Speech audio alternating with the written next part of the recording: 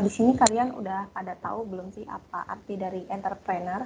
Nah, seorang entrepreneur atau wirausahawan adalah orang yang mengupayakan dirinya untuk menjadi pengusaha yang mandiri. Nah, mandiri ini dari segi bisnisnya, jadi dari bawah hingga menjadi sukses dari segi finansial. Nah, peraih Nobel Bangladesh Muhammad Yunus pernah berkata yang kurang lebih artinya yaitu pada dasarnya semua orang adalah wirausahawan. Hanya saja banyak yang tidak memiliki kesempatan untuk mengetahui hal itu. Nah, bagaimana sih cara kita agar bisa menjadi seorang entrepreneur atau wirausahawan? Apa saja tips-tips yang dapat digunakan untuk menunjang seseorang untuk menjadi seorang entrepreneur? Nah, langsung aja kita simak pemaparan dari pemateri kita, yaitu Saudara Muhammad Fuad Hasbi. Tapi sebelumnya izinkan saya untuk menyampaikan CV dari pemateri kita. Oke, untuk operator bisa tolong bantu share screen. Nah, oke, terima kasih. Pemateri kita ini namanya Kak Muhammad Fuad Hasbi atau Kak Hasbi. Beliau merupakan co-founder dari tumbaskin.id. Buat yang belum tahu tumbaskin.id itu semacam aplikasi jual beli di pasar tradisional yang praktis karena kita itu nggak perlu susah-susah ke pasar buat belanja, tinggal pakai aplikasi itu pesanan bisa sampai di rumah ke rumah pesanan di rumah yang pesan. Nah, bisa tolong di zoom lagi. Oke. Nah, pengalaman kerja dari Kak Fuad ini, beliau pernah bekerja sebagai jurnalis newspaper atau jurnalis koran pada tahun 2018 hingga tahun 2017. Nah, beliau juga seperti yang sudah disebutkan sebelumnya, beliau merupakan co-founder dari tumbaskin.id yang aktif dari tahun 2017 hingga saat ini. Nah, pengalaman pendidikan dari beliau ini merupakan sarjana statistika dari Universitas Diponegoro. Jadi beliau ini merupakan alumni kita nih. Nah, kemudian untuk penghargaannya, beliau ini banyak banget ya di sini penghargaan yang diraih beliau. Dari luar negeri juga ada. Nah, contohnya itu 100 Leadership and Entrepreneur ASEAN. Gila banget kan udah sampai ASEAN. Nah, selanjutnya itu ada ILA Malaysia Singapura Januari 2016, Top 3 Bootcamp 1000 Startup Digital, 1000 Startup Digital Batch 1 Desember 2016. Terus juara kedua e-wish competition professional apps kategoris. Nah, selain penghargaan dari luar negeri, beliau juga pernah mendapat penghargaan dari Indonesia. Contohnya yaitu juara ketiga Next Dev by Telkomsel 2019 Semarang dan Jogja. Nah, mungkin untuk penghargaan lainnya bisa dibaca di layar. Oke, mungkin selanjutnya bisa scroll ke atas ya, operator. Nah, untuk skill yang dimiliki beliau ini merupakan seorang yang kreatif dan juga dapat bertanggung jawab dan profesional, terorganisir, mempunyai manajemen waktu yang baik, juga dapat bekerja dengan tim dan merupakan seorang yang mampu belajar dengan cepat dan sangat memotivasi yang lain. Oke, kontaknya kalian bisa lihat di sini, bisa hubungi langsung juga. Oke, operator bisa stop share screen. Kita langsung aja sambut pemateri kita yang luar biasa, yaitu Kak Muhammad Fuad Hasbi atau Kak Fuad. Halo Oke. Kak. Ya. Apakah udah terhubung? Udah. Suara saya masuk nggak? Masuk Kak. Clear nggak suaranya? Apa berisik ya? Enggak kan? Aman kan? Oh, jelas Oh Kak. ya udah. Oke. Oke, apa kabar nih Kak? Ya kurang sehat sih sebenarnya, tapi saya untuk statistik saya bakal share semua apa yang bakal saya tahu. Semoga ini bisa bermanfaat buat teman-teman semua dan juga bisa memotivasi tentunya. Wah, makasih banyak nih Kak. Ya.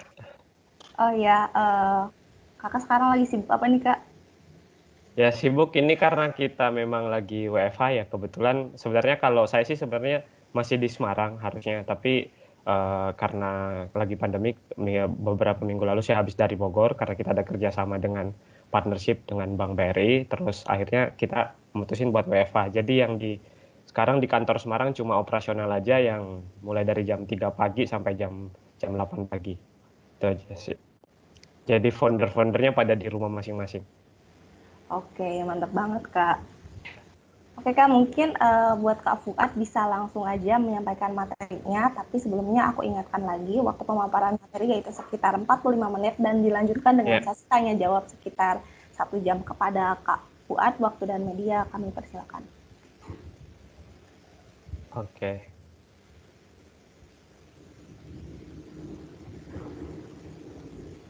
Mungkin buat operator bisa bantu share screen. Oke. Oke, pertama-tama terima kasih banyak buat kesempatannya dan juga saya sangat berterima kasih banyak juga sama pemaparan dari beliau Pak Tarno, juga ada Mas Arief, beliau-beliau inilah sebenarnya yang, salah satu faktor juga untuk saya gimana caranya saya ingin menobrak, saya tidak pengen jadi lulusan yang misal seperti biasanya, tapi saya memang pengen mencari jalan baru, mencoba untuk mencari hal baru, yaitu salah satunya yang membuat usaha sendiri. Sebenarnya saya mulai ini udah dari lama banget ketika saya masih kuliah.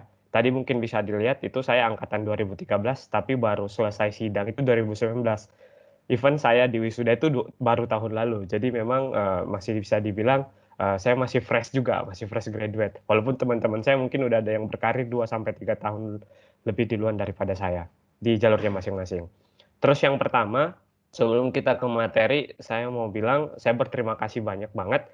Terus kalian harus berterima kasih juga, kalian harus bangga juga dengan, jurusan kita, jurusan statistik. Sedikit banyak dalam mengambil keputusan, dalam apapun itu pasti selalu ngelibatin ada namanya statistical thinking. Itu sangat saya tidak bisa, itu kekaguman saya dengan, statistik itu sendiri gitu. Gimana kita ngelihat data dan lain-lain itu salah satu nilai plus yang sampai sekarang insya Allah saya bakal pegang terus. Kalau misalnya sekarang, saya lebih ke customer analytic ya. Jadi saya gimana caranya bisa ngedrive orang-orang untuk menggunakan Tumbasin, gimana caranya nge-call mereka ke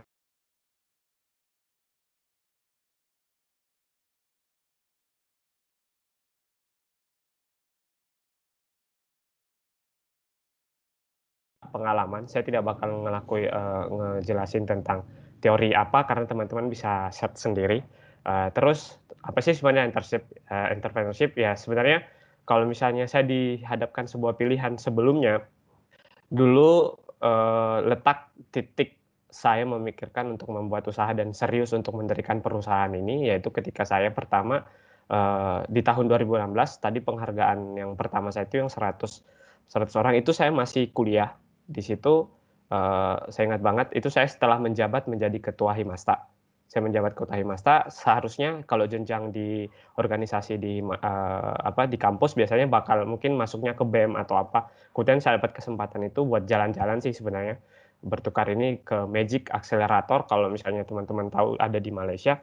Nah di situ itu tepat 2016 setelah saya menjadi ketua Himasta, memang yang disajikan di situ, yang diperlihatkan adalah semuanya nanti arahnya bakal ke digital. Jadi semua usaha atau apapun itu dia bakal arahnya ke digital, digital startup. Itu kalau nggak salah di tahun 2016 udah mulai rame, iklan-iklan di TV Bukalapak udah masuk, kalau bisa dibilang itu adalah gelombang pertama. Gelombang startup itu per 10 tahun biasanya. Nah, mereka-mereka nih yang jadi unicorn sekarang mereka udah di gelombang pertama, mereka rata-rata berdirinya di tahun 2019, 2009 atau 2008. Tokopedia, Gojek, eee event Bukalapak itu semuanya rata-rata mereka berdirinya di 2009. Jadi siklusnya itu 10 tahun. Terus yang kemudian untuk saya sendiri ketika itu karena area digital saya mencari informasi tentang gimana saya bisa memulai sebuah usaha. Awalnya saya coba untuk, ikut join sama teman-teman sama ada program yang namanya, 1000 Startup Digital, itu kita sebagai individu di dalamnya. Nah, apa sih sebenarnya startup digital? Apa sih sebenarnya kalau ngomongin entrepreneurship, gimana sih buat mulai usaha? Karena saya sudah berpedoman, saya bakal coba buat, usaha tapi lebih ke digital. Saya mencoba memberanikan diri untuk ikut ke sana. Akhirnya saya ketemu dengan tim yang sampai sekarang alhamdulillah dari tadinya 5 orang, sekarang bisa 3 orang. Nah, itu lebih panjang lagi ceritanya. Jadi, ini sangat-sangat, apa ya, bisa saya bilang, namanya bisnis yang nomor satu tetap mental. Kalau kalian baru kepentok sedikit, terus langsung mental, udah itu pasti nggak bakal bisa maju. Oke, lanjut. Itu preview sedikit. Oke, dari yang tadi saya bilang, saya sebenarnya ada beberapa step gimana caranya ngenentuin apa sih yang bakal kita bisa buat atau lagi-lagi tetap riset atau misalnya nyari data atau apa seperti itu, nyari peluang yang bisa kita garap seperti apa gitu. Nah, Tumbasin sendiri itu kita punya visi untuk nge-empower ekosistem yang ada di pasar tradisional. Jadi bukan semata-mata misal kita cuma delivery groceries yang kayak nganterin produk sayuran fresh dari pasar tradisional kemudian kita antarin ke customer. Itu baru tier pertama yang bakal kita lakuin. Di tahun 2016 juga seperti itu. Nah, adapun perjalanannya itu sekarang ini alhamdulillah saya udah masuk ke tahun keempat saya bersama tim saya yang tadinya cuma kami ada 5 orang, kemudian berkurang kita 3 orang. Kalau sekarang overall kalau operasional udah ada hampir 70 orang yang di masing-masing pasar. Kita juga ada open di lebih dari 14 kota yang ada di Indonesia. Dan pasar tradisional yang udah on board di kami itu ada sekitar 85 pasar tradisional. Nah, lanjut.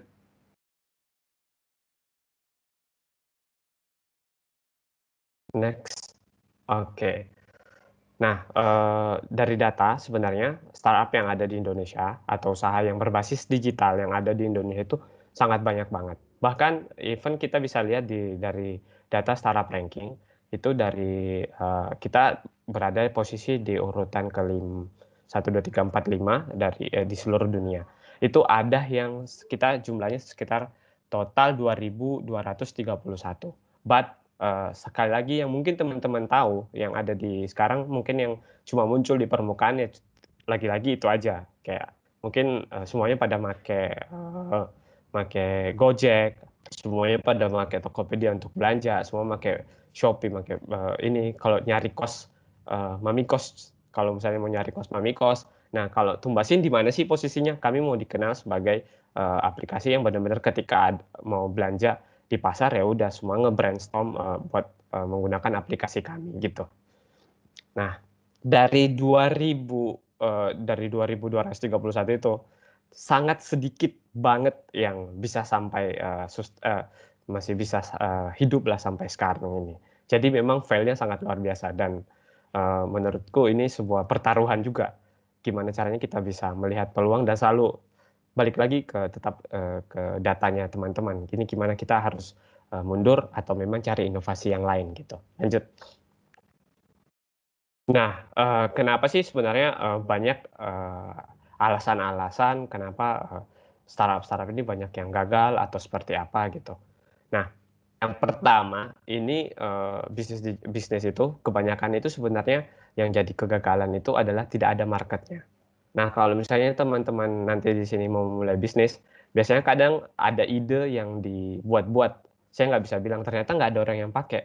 Dan ini pelajaran, misalnya kalau misalnya baru entah itu ada produk yang bisa kita buat sendiri, entah itu kayak cenderamata atau apa, selalunya ngomongin nanyain ke temannya, ini bagus nggak? Kalau kita ngomongin nanya ke teman atau ke kerabat kita, dia pasti selalu bilang, oh bagus, good. Are you kidding me? Jadi itu tuh kayak itu tuh sebenarnya bahaya juga dalam sisi kita nggak bisa ngasih feedback, kita nggak bisa mendapatkan feedback yang sejujur-jujurnya dari real market yang bakal kita tuju gitu. Nah, Tumbasin sendiri karena memang kami tadi saya bilang lagi, yang pertama alasan pertama no market need. Jadi kami memang ada namanya ngevalidasi ide dari kami. Apapun bisnis kalian itu harus ada namanya validasi apakah ini bakal diterima oleh masyarakat apa enggak. Nah, di kasusnya kami dulu sebelum jauh di 2016 itu setelah kami ikut di Gerakan 1000 Startup itu yang kami gunakan pertama itu cuma nyari customer pertama. Itu adalah kuncinya. Karena dari situ kami bisa nanya banyak, mereka ngasih insight ke kita dan develop produk aplikasinya pun jadi lebih cepat. Terus yang kedua itu rate of cash. Rate of cash maksudnya ini tuh pasti mau mulai usaha pasti butuh dana dan lain-lain. Kami pun baru di tahun 2019 sebenarnya kami baru dapetin investor. Itu pun juga dari group of people, dari mantan-mantan vice president di beberapa startup unicorn yang ada di Indonesia. Jadi salah satu cara tersingkat yang saya bisa bilang mentornya yang kita dapetin itu ngebuat usaha, kemudian bisa dapetin mereka, itu ilmunya sangat luar biasa. Jadi kadang ada kebanggaan tersendiri gitu ketika teman-teman misal yang baru lulus atau apa, mereka berbondong-bondong untuk masuk ke perusahaan, tahu-tahu kita ada di dalam lagi ngobrol sama atasan atau CEO-nya atau apa lagi ngobrol, nanyain insight atau ngasih masukan dan itu kayak oke, kita ada posisi sendiri dan bisa ngebuktiin ini adalah jalan yang bagus dan yang bisa kita terus lanjutkan gitu. Tapi ada trik yang kedua. Kalau dari kami, jujur kita di pertama di tahun 2017 ketika kita berdiri itu memang pakai dana pribadi dari kami, dari saya, dari co-founder saya. Kebetulan CEO saya itu juga alumni dari Undip, tahun 2006 atau 2007. Nah, beliau ini namanya Mas Bayu Saubik. Dia udah 8 tahun di BUMN, dulu di Wika, dan kemudian mungkin saya juga nggak tahu ceritanya seperti apa, tapi dia bilang saya udah bosan di titik itu karena banyak lah intinya mereka, saya mau mencari hal baru di mana pengen buat usaha sendiri. Akhirnya ketemu dengan saya yang notabene dulu itu masih mahasiswa semester akhir, semester 7. Semester 7 saya bisa bilang semester 7 itu teman saya masih banyak ada yang ulang, udah pada nyusun skripsi. Saya malah tiap pagi itu ada di pasar.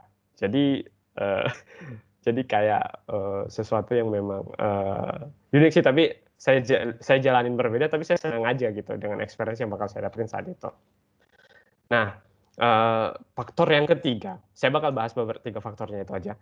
Yang ketiga itu tadi memilih tim. Nah, kalau kita milih tim dalam berwirausaha, kenapa sih harus ada tim? Yang pertama, itu ada tempat buat kita berkeluh kesah. Let's say si A lagi down, dia bakal si B ternyata lagi bisa motivate yang lain, dia bakal ngomong, "Ayo semangat yuk, ini dikit lagi," atau apa dan lain-lain. Itu bisa kelihatan entah itu dari gestur tubuh yang dia perlihatkan atau cara tindak perilaku atau keputusan yang dia buat, itu sangat bisa saling bersinergi lah yang saya bilang. Kenapa kalau misalnya jadi entrepreneur, kalau misalnya kita sendiri itu agak sedikit ringkih, ya itu tadi, dia nggak ada tempat untuk mencari kalau kesannya mungkin ada caranya, tapi di luar dari itu biasanya dia nyari founder-founder atau nyari yang mereka merasa, "Oh ini sama dengan saya bisa berkeluh kesah sama mereka." Nah, dalam nentuin tim juga, ini cukup sebenarnya punya teman yang mungkin circle-nya sama, jangan terlalu banyak, cukup 2 aja, 2 orang dari circle yang sama, menurutku itu udah paling maksimal. Kebetulan saya kan dari background yang masih kemarin tadi itu mahasiswa statistik, kemudian tahu sedikit lah tentang data, kemudian partner saya itu CEO BUMN, dia udah tahu gimana di korporasi atau gimana caranya. Jadi circle-nya beda-beda, kenalannya dia tuh beda dengan kenalannya saya. Link-nya dia tuh beda dengan link-nya saya. Jadi link-nya kita tuh makin banyak. Nah, itu kenapa pentingnya tim yang berwarna-warni lah saya bilang. Jadi jangan bikin usaha terus tim yang sama aja terus akhirnya pada setuju aja padahal keputusannya menurutku itu masih belum valid gitu. Terus saya balik yang kedua nambahin, tadi bisa dilihat beberapa pengalaman saya mendapatkan beberapa penghargaan, itu sebenarnya salah satu trik karena kita udah kehabisan bahan bakar. Karena kami mencari modal untuk tambahan di produknya kami. Event yang kayak Wismilak mungkin sering teman-teman lihat di baliho ada Diplomat Sukses Jalan, kita kebetulan memang pemenangnya pas di tahun lalu, dan itu memang salah satu triknya kami untuk ngumpulin dana. Kalau ikut Telkomsel, pokoknya kita ikut harus juara biar bisa dapetin link, minimal link, kemudian ada dana tambahan, biasanya disebut grant untuk usaha kita atau perusahaan kita. Nah, lanjut. Saya terlalu cepat apa? Aman ya? Open mic aja nggak apa-apa sih menurutku. Aman, Kak. Kecepatan nggak? Atau ada yang putus-putus nggak?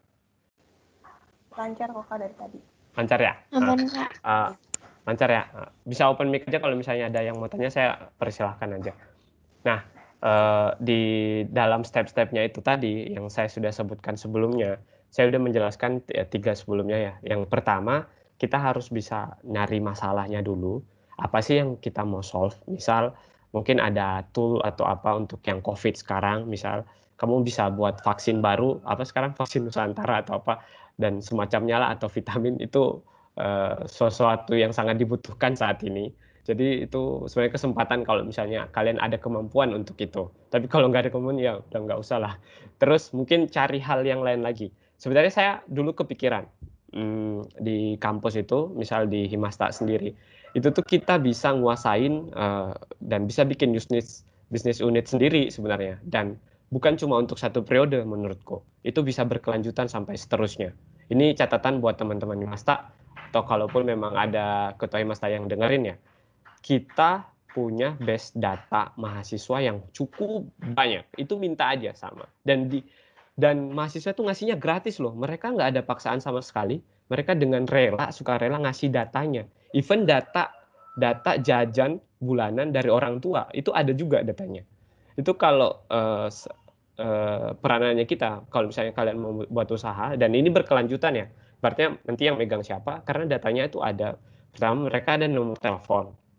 Key-nya itu ada di nomor telepon dan email, ada 2. Berarti kita udah bisa terhubung nih sama 2 ini, sama mahasiswa. Total mahasiswa kan biasanya satu angkatan itu total overall mungkin masuk 7.000 atau 11.000 kalau saya nggak salah ingat ya, satu angkatan. Nah, memang ini tuh bisa jadi peluang yang sangat bagus untuk kita, apalagi teman-teman yang ada di Himasta tentunya. Sekarang kan juga ada divisinya Biro Statistik kalau nggak salah di BEM Undip ya, BEM Unif. Saya juga lupa dulu yang pertama kayaknya Hakim, tapi saya udah ngomongin ide ini tapi belum ada eksekusinya sama sekali. Saya pengennya ini dibuat tapi memang pure jadi bisnisnya statistik atau Himasta itu sendiri.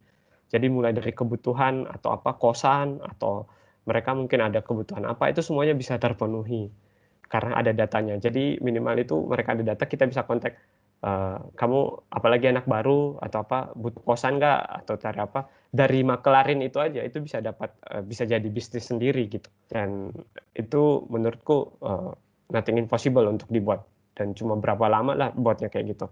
Nah, setelah idenya kita valid, kalau case-nya ditumbasin, kami dulu pasar gitu. Pas kita nyobain, memang suruh teman-teman semuanya, kami cari customer pertama itu di Car Free Day, yang which is memang kita nggak kenal sama sekali, Ibu A atau Ibu Ibu B atau Ibu C gitu. Target marketnya kita saat itu adalah kami melihat kira-kira ibu yang sudah berkeluarga, wanita yang sudah berkeluarga, kemudian bawa anak 1 atau 2 jalan-jalan ke Car Free Day. Itu masih offline ya zaman dulu. Nah, kita lihat itu, kemudian kami bakal minta waktunya, terus kami bilang, Bu, biasanya belanja kemana gitu. Oh, saya biasanya ke Superindo, tapi kalau belanja sayuran biasanya ke pasar. Terus kami bilang, ya udah Bu, kalau mau belanja ke pasar, ini nomor WA atau nomor SMS, bisa hubungin ini aja Bu. Kalau sekarang kan menjamur tuh, pas awal pandemi banget di Maret, sebenarnya tuh kami ada di titik hijau, makanya bisa berkembang dengan cepat, karena alhamdulillah juga sedikit kebantu sih sama yang ini. Jadi banyak kebutuhan untuk orang-orang buat belanja ke pasar saat itu. Nah, kami interview seperti itu, kita tunggu sampai besoknya, kami menjaring cukup 5 saat itu, tapi yang ngechat kami itu cuma 2 orang apa 1 orang. Mereka ngechat malamnya, Mas saya mau belanja A, B, C, sampai D, bayam, kangkung, tomat, dan lain-lain. Di pasar ini ya, jadi dia nentuin pasarnya. Ya udah, pas itu karena dari tahapan validasi itu kami langsung membuat itu, kita tahu dulu gimana, dan kita bilang semuanya free, no cost. Jadi nggak ada cost, kami nggak markup apa-apa, dan nggak ada biaya jasa juga. Saat itu sudah ada Gojek ya, udah yang dikenal itu 2017. Ketika kami mengantarkan produk yang dipesankan oleh customer ini, mereka nambahin, ada kembalian, ada 30.000 saat itu, 30.000 lebih. Saya masih ingat persis karena yang nganterin itu saya. 30.000 lebih, dan ibunya bilang, nggak usah mas, ini buat masnya aja. Lah kenapa bu? Saya pura-pura sebenarnya. Nggak usah bu, itu biaya jasanya kalian. Jadi kan sebenarnya orang willing pay-nya itu ada. Orang dia itu mau bayar, berarti artinya bisnis itu ada. Bisnis itu ada yang mau untuk melakukan di valid, berarti kan ada yang mau membayar dengan jasa yang kami lakuin saat itu. Nah, itu jauh sebelum dulu banyak banget kan yang sekarang ke pasar tinggal WA dan lain-lain, dan itu kita lakuin dari sejak 2017 sebelum itu booming. Nah, yang selanjutnya itu customer persona dan customer validation yang tadi saya sedikit jelaskan. Sebenarnya bisa dilihat nih target marketnya itu saya siapa sih. Nah, kalau kita balik lagi, kalau ditumbasin, tadi yang saya bilang adalah ibu yang berkeluarga, yang mungkin ada anaknya satu, mungkin busy, dia lagi sibuk, entah dia itu mungkin pekerja, dia itu pokoknya kantoran atau apapun itu, dia nggak sempat waktunya. Itu adalah target market dari Tumbasin. Sama halnya juga tadi yang saya bilang, kalau di Masta atau di Undip sendiri, target marketnya jelas, ada mahasiswa. Even itu produknya di Himasta, kalau yang tadi saya bilang, ide yang saya lakuin itu bisa dilakuin dari teman-teman Himasta, itu bisa applicable ke universitas yang lain loh, jangan salah. Itu bisa applicable ke universitas yang lain. Jadi itu bisnis baru lagi. Kalau Mami Kos cuma sekedar nyediain kosannya aja, tapi kalian punya baseline yang memang customer-nya memang sudah ada dan nyata gitu. Saya tahu kok banyak yang gunain Mami Kos, tapi dia nggak bertransaksi di Mami Kosnya sendiri. Dia datangin langsung. Jadi kan itu ke apa ya?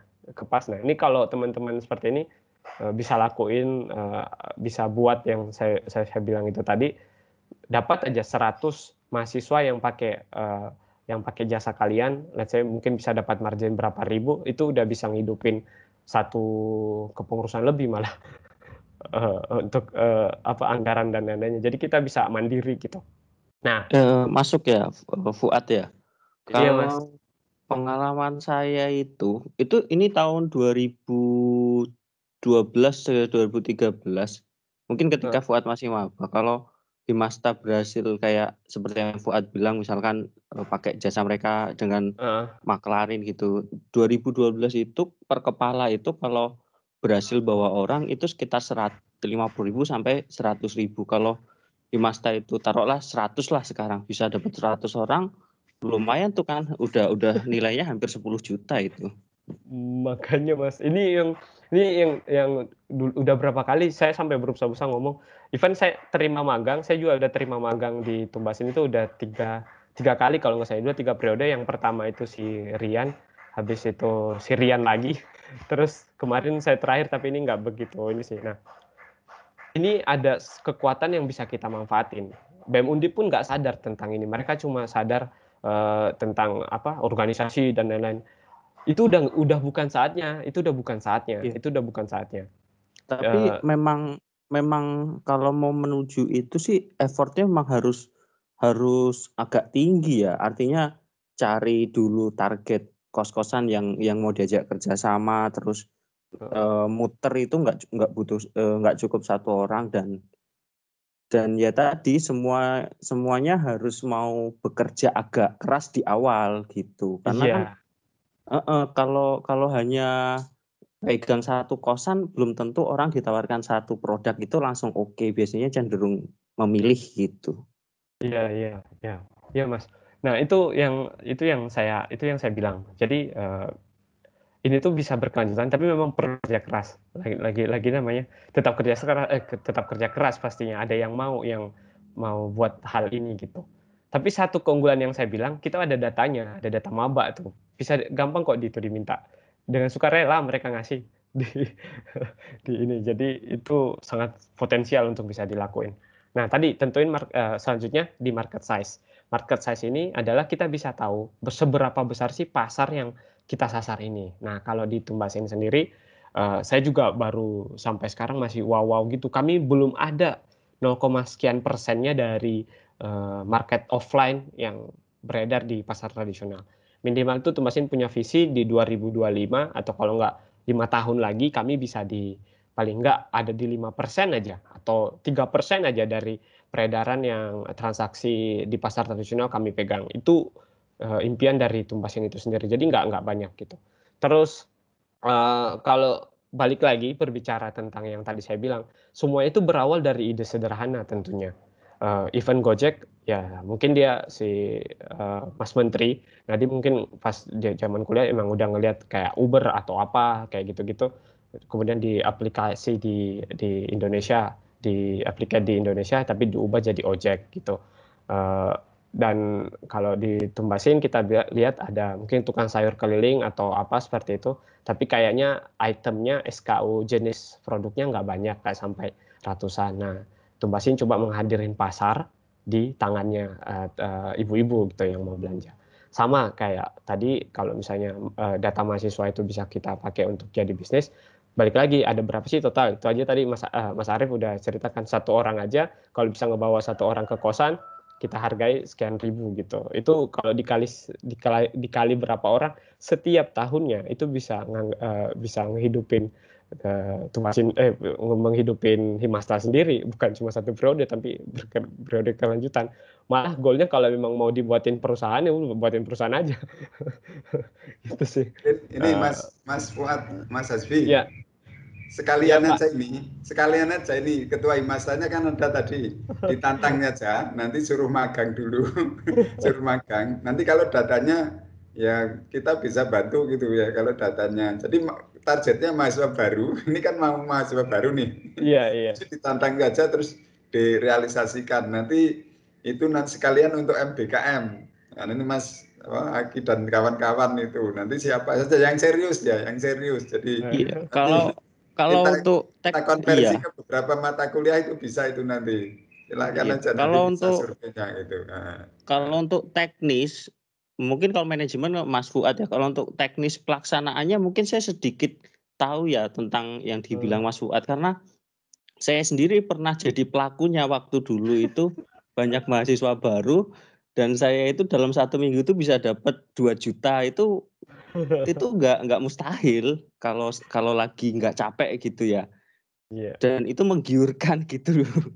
Nah ya gini, maksud saya nanti masuk ke apa itu kos-kosan, ke laundry, ke warung makan dan lain sebagainya itu kan dalih kita itu ada survei gitu loh, survei ya nanti perencanaan mata kuliah, perancangan survei, nanti konversi ke situ, ya terus metode penelitian masuk situ, kewirausahaan masuk situ. Jadi mahasiswa itu sekali terjun nanti dapat beberapa mata kuliah yang bisa diberikan nilai, ada pembimbingnya, ada kerjasama, misalnya nanti pembimbing lapangannya itu Mas Hasbi, Mas Fuad itu, terus nanti pembimbing dari kampus siapa dan sebagainya, itu nanti akan jalan, saya kira kan gitu ya.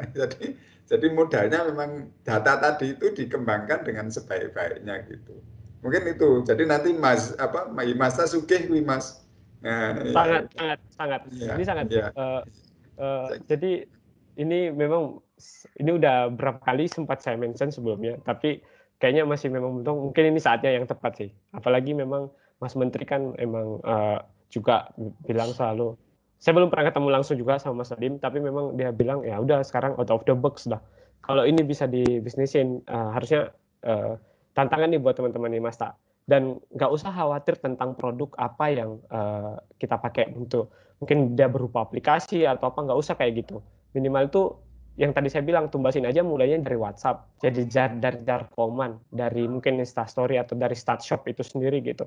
Itu jadi bisa kita buat, dari hal itu bisa kita buat. Bahkan email satu-satu, semua teman-teman kan pada bisa email subscription.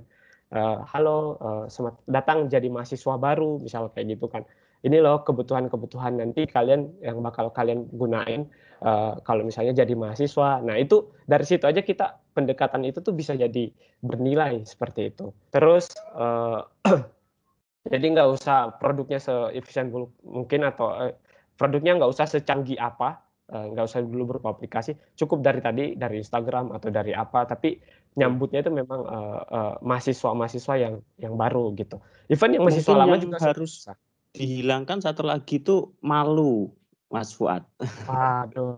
Nah, kalau konsepnya malu gini, saya nggak ada kalau misalnya gimana ya cara nge-share-nya kalau yang malu, karena saya bisa dibilang saya nggak ada malunya gitu. Teman-teman saya semuanya pada berangkat untuk ngerjain skripsi tiap hari, saya malah di pasar dengan pakaian yang bahkan kami bawa catatan panjang untuk pesanan orang ibu-ibu gitu.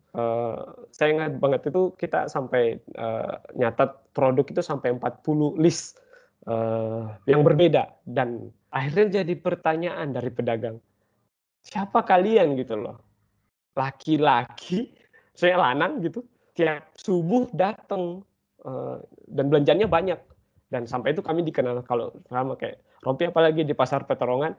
Sekarang alhamdulillah bisa kita pindahin, kami bisa buka lapangan kerja buat ibu-ibu yang butuh tambahan lah, jadi kayak orang-orang lingkungan pasar juga kita pakai buat mereka yang bantu jadi asisten belanja di pasar gitu. Jadi kalau untuk malunya selama yang kita lakuin itu benar, kenapa kita harus malu gitu? Duit aja gitu, lakuin aja. Jangan tunggu besok C gitu, lama, itu nggak bakal bisa jadi gitu. Nah, yang tadi saya bilang kalau prototype selanjutnya dari market size, nentuin market size-nya gimana, terus kemudian prototype yang validation yang tadi saya bilang, paling enggak ya itu aja tadi. Kalau misalnya bisa pakai WhatsApp atau masih pakai apa, pakai itu aja. Yang penting bisa dapat customer. Bisa dapat customer, data kita punya gitu. Jadi nothing impossible untuk buat ini. Ini tadi Pak Tarno udah nantang. Ini kalau saya di era saya jadi ketua Himasta terus ditantang kayak gini, wah langsung dulu kan masih seperti itu ya, masih belum lah. Belum terlalu terbuka lah dari point of view. Ini saya belum ada dapat saat itu menjawab, belum ada pandangan sampai arah ke sana gitu. Ini arahnya ke digital semua dan lain-lain. Nah, ini mungkin kesempatannya buat teman-teman yang sekarang menjabat di Himasta 2021 gitu. Nah, terus selanjutnya go to market strategi. Yang tadi saya bilang kita udah ada strateginya, di list aja. Misal minggu ini kita putusin bakal ngebuat hal ini gitu. Tentukan timnya siapa aja. Terus kemudian kita bakal lihat langsung aja targetin KPI, maksudnya kita mau dapetin berapa customer atau berapa mahasiswa yang nanya. Kayaknya maba udah mulai masuk ya Mas ya, atau belum? Belum sih, kan lagi kuliah jarak jauh ya. Kalau untuk 2020 sudah kuliah 1 semester. Oh. Kecuali yang 2021 ini yang mau masuk baru tes ini, baru mulai tes. Baru mulai. Nah, itu bisa dipakai. Nah, lanjut lagi, hal ini tuh bukan cuma sekedar kos-kosan, bukan. Bisa dibuatin juga subscription model. Karena saya tahu ada beberapa teman saya dulu itu kayaknya kalau makan di situ-situ aja gitu. Bahkan biasa ngutang mungkin di warung atau apa, itu bisa subscription model. Subscription model itu kita berlangganan. Bu, saya bayarnya sekian ribu, tapi saya makannya di sini mungkin 3 kali atau 2 kali seminggu atau kayak gitu. Jadi dananya pun melewati jasanya kita gitu. Oh, nanti ini loh yang pihak-pihak yang sudah berlangganan sama kita, mau delivery-nya mau apa itu dapat lagi gitu. Itu bisa banget dilakuin. Nah, balik lagi ke bisnis dan revenue modelnya. Saya lanjut lagi ke bisnis sama revenue modelnya. Yang pertama tadi bisnisnya gimana? Ya tadi pasti ada biaya jasa yang bisa kita ambil. Nah, kalau Tumbasin sendiri ya kita memang ini pengembangan yang bakal saya buat, saya juga belum tahu nih, saya bakal bisa nanya ke siapa untuk teknologi selanjutnya, karena Tumbasin impian saya pengen buat namanya dynamic pricing yang otomasi. Nah, tapi ini saya sampai sendiri skill di saya itu nggak ada di situ. Saya lagi nyari nanya-nanya juga beberapa teman-teman yang di data scientist yang as a profesional ya.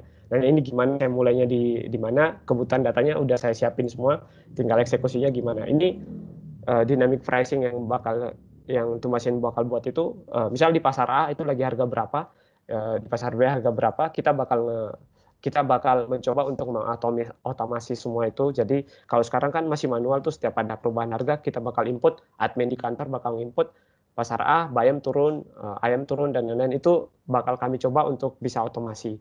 Dan kebetulan saya dulu memang internship magang di BPS juga di Palopo. Saya itu selalu nanya gitu ke BPS, ke orang di sana yang bimbing, Bu mau kemana gitu, saya mau Supas, Bu saya ikut dong. Nah itu mulai dari situ sebenarnya saya ikut. Supas itu survei pasar, nanyain harga bawang nah saya mulai tertarik tuh di situ. Kok ini ditanyain ya tiap hari ya, wah kayaknya datanya banyak banget. Nah memang bener, itu aja yang kelas kota itu ternyata datanya kalau saya tidak salah itu 2 kali dalam seminggu, itu teman-teman BPS pasti masuk untuk nanyain harga. Dan akurasi dari datanya menurutku masih belum bisa dibilang akurat banget, karena mereka surveinya adalah menanyakan ke customer hari ini ada berapa, dan kemudian cuma ngambil modus saja. Misal Ibu A bilang beras 12.000 yang ditanyain, si Ibu B ditanyain 13.000, terus Ibu C bilang 12.000. Si surveinya yang teman-teman BPS bakal nulis 12.000, dia cuma ngambil modus saja. Dan semuanya produk kayak gitu. Bahkan inflasi aja itu cuma dilihatnya dari 12 produk aja gitu. Jadi kayak ayam, beras, apalah semuanya itu kayak, dan supaya itu ada di pasar. Itu sebenarnya yang impian yang bakal Tumasin bakal lakuin gitu. Nah, terus yang selanjutnya funding. Funding ini dalam hal ada investor yang mau ngasih kita. Even kami pun sebenarnya baru dapetin pendanaan pure dari group of people itu baru di 2019. Dari perjalanan kami tuh 2 tahun setelahnya baru bisa, 3 tahun setelahnya kita baru dapat fund itu di tahun 2019. Jadi kalau saya tidak salah ingat itu di pertengahan 2019 gitu. Itu kita baru dapetin fund di situ. Nah, kenapa saya kasih bintang di situ? Karena ini cuma jadi bisnis itu, kalau memang ada potensial untuk berkembang atau apapun itu, investor bakal masuk danain produknya jadi bagus. Jadi saya bilang kalau bisa kita nge-proof, ngebuktiin ada orang yang mau bayar di bisnis kita atau ada yang mau beli di bisnis kita, pasti investor tuh bakal datang sendiri. Kalau cara paling gampang sih memang tetap ikut kompetisi, dapetin network-nya dan lain-lain, itu cara paling gampang buat jalin silaturahmi. Saya pun dapat dengan investor pertama saya, angel investor saya nggak sangka-sangka. Jadi di 2016 dulu itu ada event kalau nggak salah di Undip juga, beliau ini jadi pembicara. Dan saya masih peserta. Saat itu Tumbasin masih berupa prototype yang ini cara paling gampang bikin aplikasi ya. Cara gampang paling bikin aplikasi, kalau aplikasi digital itu copy aja template atau beli aja template yang ada dicari aja di Google, saya lupa lagi nama alamatnya, itu ada, terus udah rombak isinya. Kami dulu kayak gitu. Jadi dikiranya kami udah ngeluarin banyak duit, padahal dengan cuma bermodal seperti itu, ngambil template cuma bayar berapa dolar ya? $5 kalau nggak salah. Apa $10 kalau nggak salah kita bayarnya. Udah, terus kami rombak isinya. Bener-bener pure produk yang bertahan sekarang itu baru di 2019 tadi, setelah kami dapat fund. Ini baru kita bisa bilang produknya udah layak untuk dipakai customer. Jadi perjalanannya sangat lumayan lah complicated. Nah, next. Udah berapa menit ya? Saya kelamaan ya, Pak? Udah 24 menit. Oh, siap. Masih on track ya.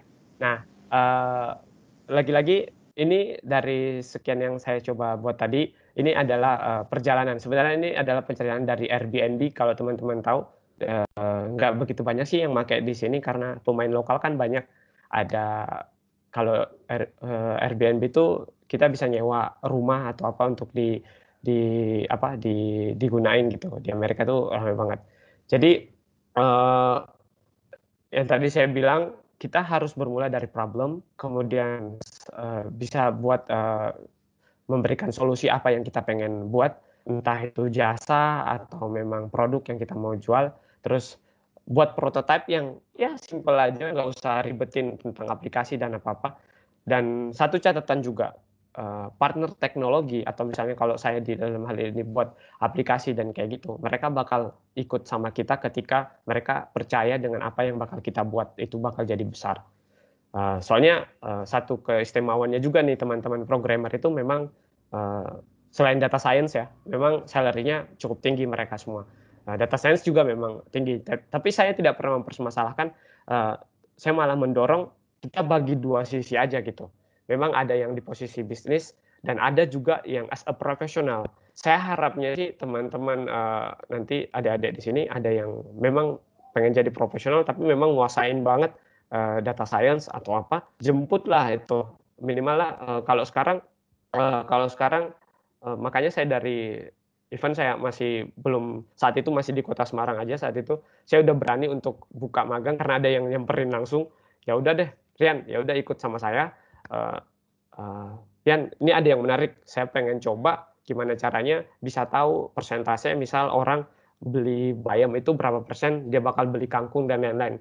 Tapi sampai sekarang belum ada diimplementasi untuk di aplikasinya kami karena itu sangat ini banget. Tapi query-nya kita udah dapetin karena udah tahu caranya juga. Oh, peluang orang bakal beli bayam tuh dia bakal beli tomat lagi sekian persen. Jadi datanya tuh ada. Minimal saya menjadi jembatan yang pertama untuk teman-teman bisa ke tahap selanjutnya. Kadang saya teleponan juga sama Mas Anton, kan Mas Anton ada di Telkom, dia data science juga. Di sana udah 3 orang kalau nggak salah. Ada Mas Anton, ada Cecil, terus ada Mas Ervan juga kalau saya nggak salah ingat itu. Jadi gunainlah itu, mungkin bisa dari magang dulu, habis itu magang lagi nggak apa-apa, baru nanti langsung jadi as a profesional tentang data. Nah, ada juga misal yang mau pingin milih jadi wirausaha, ya langsung aja nggak apa-apa. Nah, paling enggak setelah prototipe-nya atau apanya ada tuh, kita memperlihatkan, tadi saya bilang data mahasiswa itu kan banyak. Minimal teman-teman bisa nawarin lah produk atau apa ke list email, bulk email aja. Itu dikirim aja produk-produk yang teman-teman mau tawarin gitu. Entah itu kosan, entah itu laundry atau makanan dan lain-lain, itu bisa. Kalau misalnya valid ada yang mau bayar, aja, itu udah valid bisnisnya. Berarti ada orang yang mau bayar tentang bisnis yang kalau ngakuin. Bisa aja nggak dari customer-nya, bisa aja dari yang punya kos. Malah kalau dari ceritanya Mas Arief, tadi katanya dari yang punya kos, dapatnya 50.000. Nah, itu bisa juga seperti itu. Nah, terus dilakuin aja iterasi. Nah, sampai dapetin model yang fix. Udah itu rumusnya itu doang. Asumsinya apa, hipotesanya apa, kemudian udah dapat apa, targetnya apa. Kalau misalnya dapetin model sampai ada yang bayar, udah diulangin terus sampai meningkat customer-nya. Udah gitu doang. Nah, cari foundernya yang tadi saya bilang, kalau bisa cari di luar dari teman-teman statistik sendiri. Kalau misalnya memang mau bikin bisnis di luar dari yang saya katakan, yang ceritakan sebelumnya. Nah, terus ya dulu saya di 2017 itu ketika bikin, saya beruntungnya karena memang punya founder, punya partner CEO yang memang udah profesional sebelumnya, yang dia di BUMN dan lain-lain. Ketika kami mulai, ya memang kami langsung buat perusahaan, langsung PT gitu. Jadi saya masih mahasiswa, itu kami langsung bikin PT. Dan kalau nggak salah, Pak Jokowi itu memang ngurangin kok biaya untuk ngebeli perusahaan. Dulu harusnya syarat minimal modal di store itu berapa ya? 50-an kayaknya, 50 juta. Tapi kan itu di atas kertas. Sebenarnya cuma bayar notaris aja cukup berapa juta gitu. Itu bisa langsung jadi ininya. Jadi pun kalau misalnya memang itu dibelakangin dulu, mau dapat customer itu nggak ada masalah gitu. Nah, kuncinya tetap dapetin customer dan orang bakal mau bayar ke produk yang kita kasih gitu. Entah itu dia berupa barang atau juga jasa. Dan udah berulang itu aja terus. Ngomongin manusia. Jadi sekarang bukan cuma ngelolain orang, sekarang yang dihadapin adalah ngelola manusianya itu sendiri. Oh, ibu-ibu yang fix itu kira-kira ada di mana sih, kalau di case-nya tumbasin ya, ada di mana sih gitu. Nah, kalau case-nya yang saya bilang itu, yang kalau misalnya Himastam benar-benar mau lakuin, ya udah berarti targetnya pertama mahasiswa baru gitu. Oh, mahasiswa baru, valid aja bisa dapat 100 customer pertama, itu menurutku bisa di applicable. Itu sih. Dan jangan lupa buat beriterasi terus sampai dapetin model fix. Udah simple sebenarnya, tapi lakuinnya yang harus ada, mulainya itu yang harus teman-teman camkan. Jadi nggak cuma sekedar oh saya buat ini nih keren nih dan lain-lain, ya bagus tapi nggak ada yang butuhin. Itu menurutku agak ini juga gitu. Terus oh iya, kalau case-nya di Himasa atau ada tuh kan kita ada biro tuh SC, dia kan punya itu, saya juga nggak tahu tuh masih jalan apa enggak yang konsultasi data as individu. Oke, itu memang masih bisa dilakuin, tapi itu nggak scalable gitu. Karena saya bilang hal itu tuh malah ada bisnis baru lagi yang ada di pikiran saya. Yang tadi yang saya bilang ada namanya produk dari luar negeri dan ini belum ada lokal. Itu sebenarnya pengen saya buat juga. Kita bisa otomasi dari customer behavior atau lihat kayak cuma drag drop aja. Kira-kira berapa persentase sih yang dia bakal kita loss minggu ini, nanti kita bakal ini. Tapi itu otomasi semua, tinggal drag drop aja datanya. Saya lihat kayak pakai pivot table aja, oh mindahin gitu, oh ada sekian orang nih gitu. Jadi itu juga bisa menjadi ini sih kita gunain ketika kita mau memulainya seperti itu. Nah, lanjut. Ngomongin kalau ditumbasin. Nah, ditumbasin itu permasalahan yang pertama itu kita memang ngelihat pasar tradisional itu selalu di growth-nya minus 8% ya. Jadi memang mereka ini kebanyakan banyak yang ketika mau kampanye, presiden atau siapa atau pemerintah daerah mau kampanye, mereka semua deketinnya pasar. Tapi pada kenyataannya mereka cuma membangun building aja. Jadi fisiknya aja yang dibangun. Tapi nggak ada transisi yang modern, maksudnya dari orang untuk melakukan hal modern di pasarnya itu sendiri. Nah, Tumbasin coba buat bantu kita nggak coba untuk compete sama yang namanya supermarket atau Superindo maybe, tapi kita pengen menghadirkan salah satu pilihan baru. Kalau misalnya very convenient to shopping groceries di pasar tradisional juga by Tumbasin gitu. Jadi sedangkan modern market itu tumbuh 31,4% setiap tahunnya. Kalau ini dibiarin, nggak tahu sih, ada 12 juta pedagang pasar yang mungkin bakal tersisi selanjutnya gitu. Next, ini kalau dari cash Tumbasin problem. Lanjut. Nah, kenapa sih orang-orang pada ninggalin pasar tradisional? Yang pertama, mereka ada yang pakai Tumbasin juga itu banyak kan pada nggak bisa nawar, biasanya nggak bisa nawar, terus pasti nggak ada waktunya, sama kuncinya adalah produk quality. Jadi ibaratnya kalau dari kami memang ada SOP-nya, kalau misalnya kita nggak berani garansi ketika ada produk yang rusak atau apa, kita pasti bakal ganti, insya Allah di hari yang sama gitu. Itu komitmen kita, karena ketika kita belanja di pasar itu nggak ada hal itu. Even kalau belanja Superindo itu nggak ada. Nah, itu coba gimmick-gimmick itulah yang coba kita untuk aplikasikan di aplikasinya kita gitu. Terus banyak juga yang nggak enggan ke sana karena harus berdesak-desakan. Terus quoting situasinya parah banget, sama nggak bisa nawar lah intinya. Nah, kalau sama Tumbasin udah ada fixed price, karena kita memang dari pasar yang bisa dibilang pasar itu ada beberapa level, kita ada di level 2 setelah pasar induk. Jadi Tumbasin itu pasarnya itu ada di pasar level 2. Yang coverage areanya mungkin kota gitu. Nah, lanjut. Solusi yang kita kasih, yang tadi saya bilang, pertama kita ngegaransi. Kapan sih kalian belanja di pasar, tapi dia nggak ngegaransi produknya ya. Tumbasin ini kita coba untuk ngegaransi, sama yang pasti kita ngasih cost yang sangat acceptable buat teman-teman yang bisa pakai. Ini kalau misalnya ada yang di kita yang di rumah mungkin bisa cobain aja kalau misalnya mau coba Tumbasin. Terus ada uniknya lagi. Jadi ada beberapa bumbu atau ingredients yang ada di pasar itu, dia nggak dijualkan di supermarket gitu. Udah habis ya waktunya? Permisi Kak.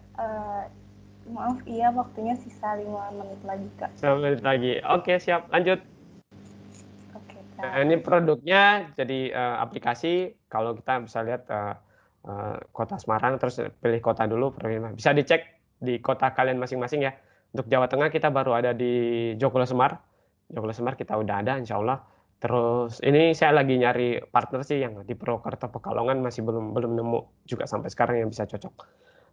Terus itu kita bakal langsung nampilin pilihan pasar, kemudian produknya apa, terus paymentnya kita juga udah gampang banget. Entah kalian mau pakai GoPay, pakai apa itu bisa semua. Nah lanjut. Nah partner kita udah operate di 14 kota, sebenarnya kita udah di 85 pasar. Terus yang bergabung sekitar 1.500 partner pedagang pasar sebenarnya lebih. Nah ini udah di Lampung, di Karawang juga ada, dan harapannya sih kita di tahun 2022 atau 2023 kita bisa operate di 30 kota dengan 500 pasar tradisional di Indonesia. Lanjut.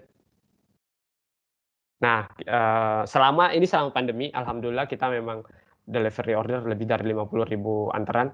Terus jenis produk yang kita selesaikan itu ya 527.000 lah jenis satuannya. Terus ini yang top produk ya, jadi ya tempe, daun bawang. Nah ini yang dipakai buat MBA, Market Basket Analysis, juga ngeliatin yang paling sering. Biasanya tempe pasangannya sama apa, sop apa gitu-gitu, itu bisa juga. Lanjut. Nah, ini bisa jadi apa? Jadi bisa di COVID-19 itu ada di posisi apa aja sih yang kira-kira kita bisa bisnis baru apa sih yang bisa kita garap? Nah, itu yang pertama yang tadi saya bilang kalau bisa buat vaksin baru selain vaksin Nusantara itu ada di nomor 1 tuh, di hijau banget tuh, medical supply and service. Nah, terus yang di posisi kedua ada di food processing and retail. Nah, ini posisi kami ada di situ sama, makanya kami bisa tumbuh 8 kali lipat di tahun lalu gitu. Pas awal-awal pandemi. Terus personal dan healthcare, ICT dan pasti e-commerce. Terus pertanian juga masih bagus, masih dibutuhin makanan. Kalau pepatah Cina itu bilang makanan itu kayak raja gitu, pasti diikutin apa maunya. Nah, itu yang coba kita buat juga gitu.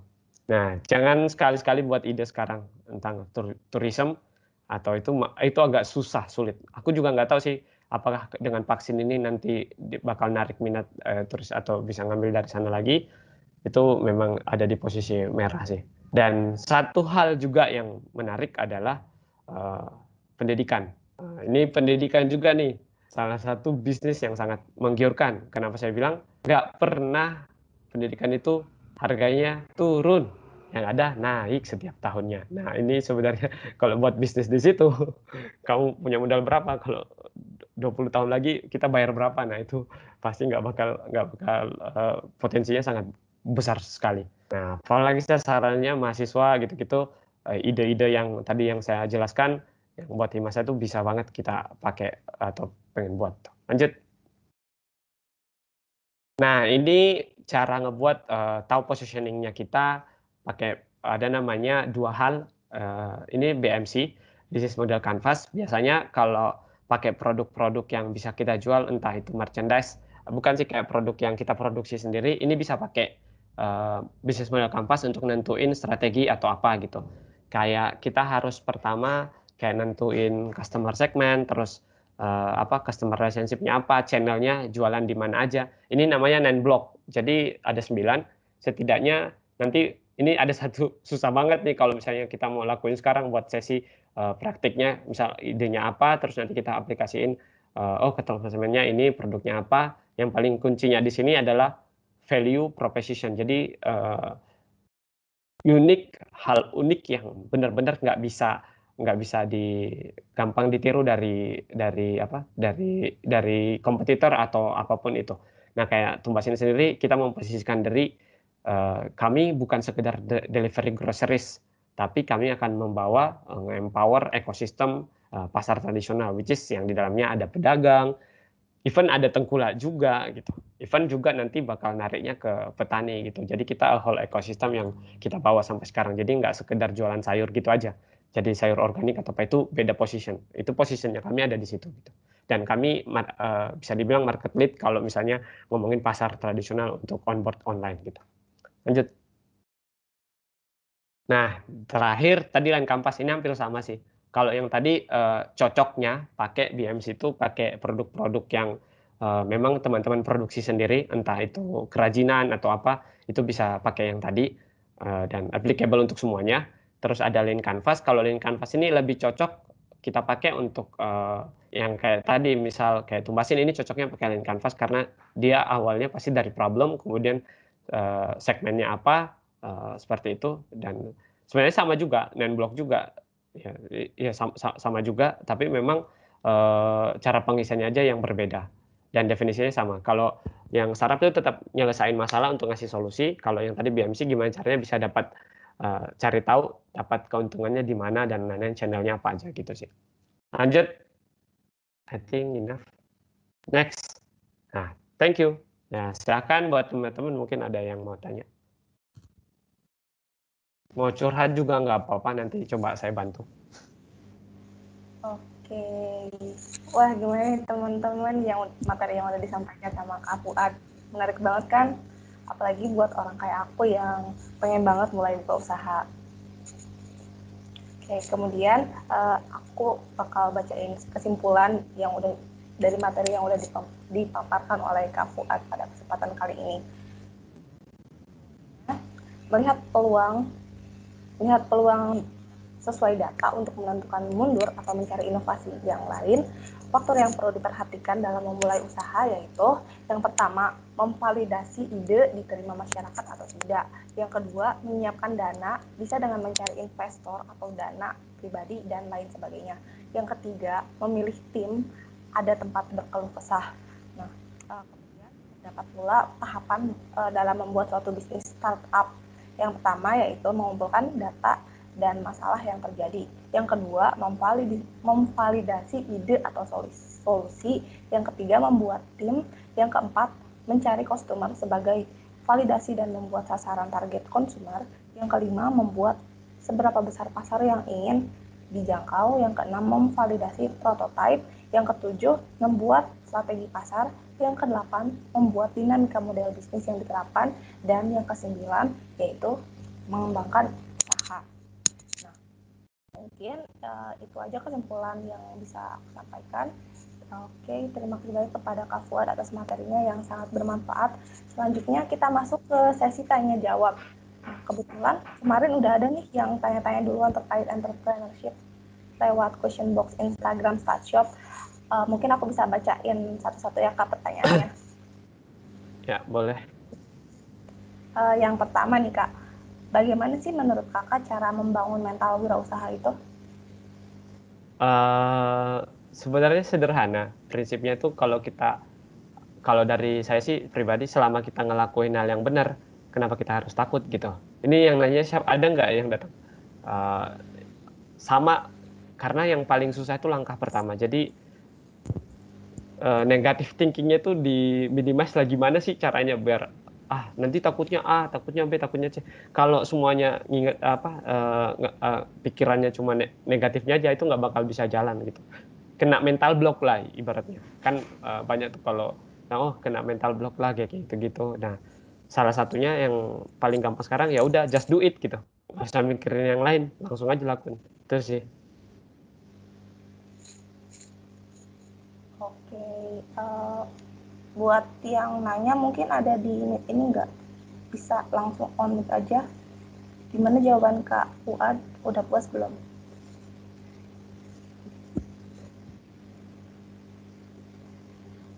Kayaknya nggak ada nih di Meet ini. Ya udah, mungkin bisa lanjut ke pertanyaan yang kedua ya Kak? Ya. Ini ada lagi pertanyaannya, menurut Kakak mana sih yang lebih baik, usaha sendiri atau ngajak teman? Karena Ya, kan tadi saya kita ada. Ada orangnya? Karena kita yang tadi, yang pertanyaan ini kayak ada yang nanya nggak kemarin?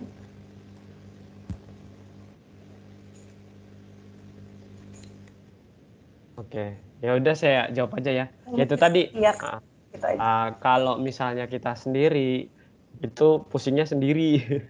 Nggak ada yang ngasih advice atau apa, biasanya kayak gitu, nyari rasanya harus nyari orang luar gitu yang bisa ngebimbing gitu. Tapi kalau kita as a team, itu enaknya tuh bisa berkeluh kesah atau ibaratnya nyari solusi bareng-bareng. Even kalau saya di budaya yang ada di Tumbasin adalah saya posisinya orang yang optimis. Jadi apapun yang bakal saya lakuin, saya harus bisa ngelewatin teman-teman saya yang ngerem. Jadi co-founder saya karena dia memang lebih dewasa atau dia tahu perannya di mana, dia bakal berusaha menekel jawaban-jawaban saya dari jawaban-jawaban saya dari A sampai Z. Kalau itu bisa lolos, kita baru bisa nge-build produk baru. Jadi memang itu dibutuhin. Kami selalu bilang kita harus berantem malah kalau harus kayak nunjukin perbedaan itu. Jadi dari perbedaan itu kita banyak insight-insight yang baru. Itulah pentingnya tim. Jadi saya ibaratnya kalau mau buat tim, ya udah nggak apa-apa. Tapi kalau cuma mau bikin jadi dropshipper, saya pernah ngelakuin dropshipper. Cuma produk, jualan-jualan sepatu, saya pernah bikin sehari itu ya lumayan lah saya bisa jualin 2 sepatu satu hari. Itu cuma by Instagram aja, terus zaman itu buat fanspage aja. Padahal modal dari misal ngelihat marketannya dari Shopee, dulu udah mulai Shopee tuh 2015 kalau nggak salah saya buat itu. Terus cek harga yang murah, gimana terus ngechat ke dropshipper lah, tau lah sendiri, mungkin ada yang ngelakuin di sini. Terus nego harga sama yang punya produk, habis itu nanti saya minta margin ya segini gitu, diain ya oke. Terus cari lagi di marketplace lain. Kalau itu mau pakai dropshipper itu nggak apa-apa sendiri karena emang nggak butuh sih. Tapi kalau benar-benar pengen usaha yang sustain, yang ibaratnya mimpinya besar, itu harus bangun tim sih.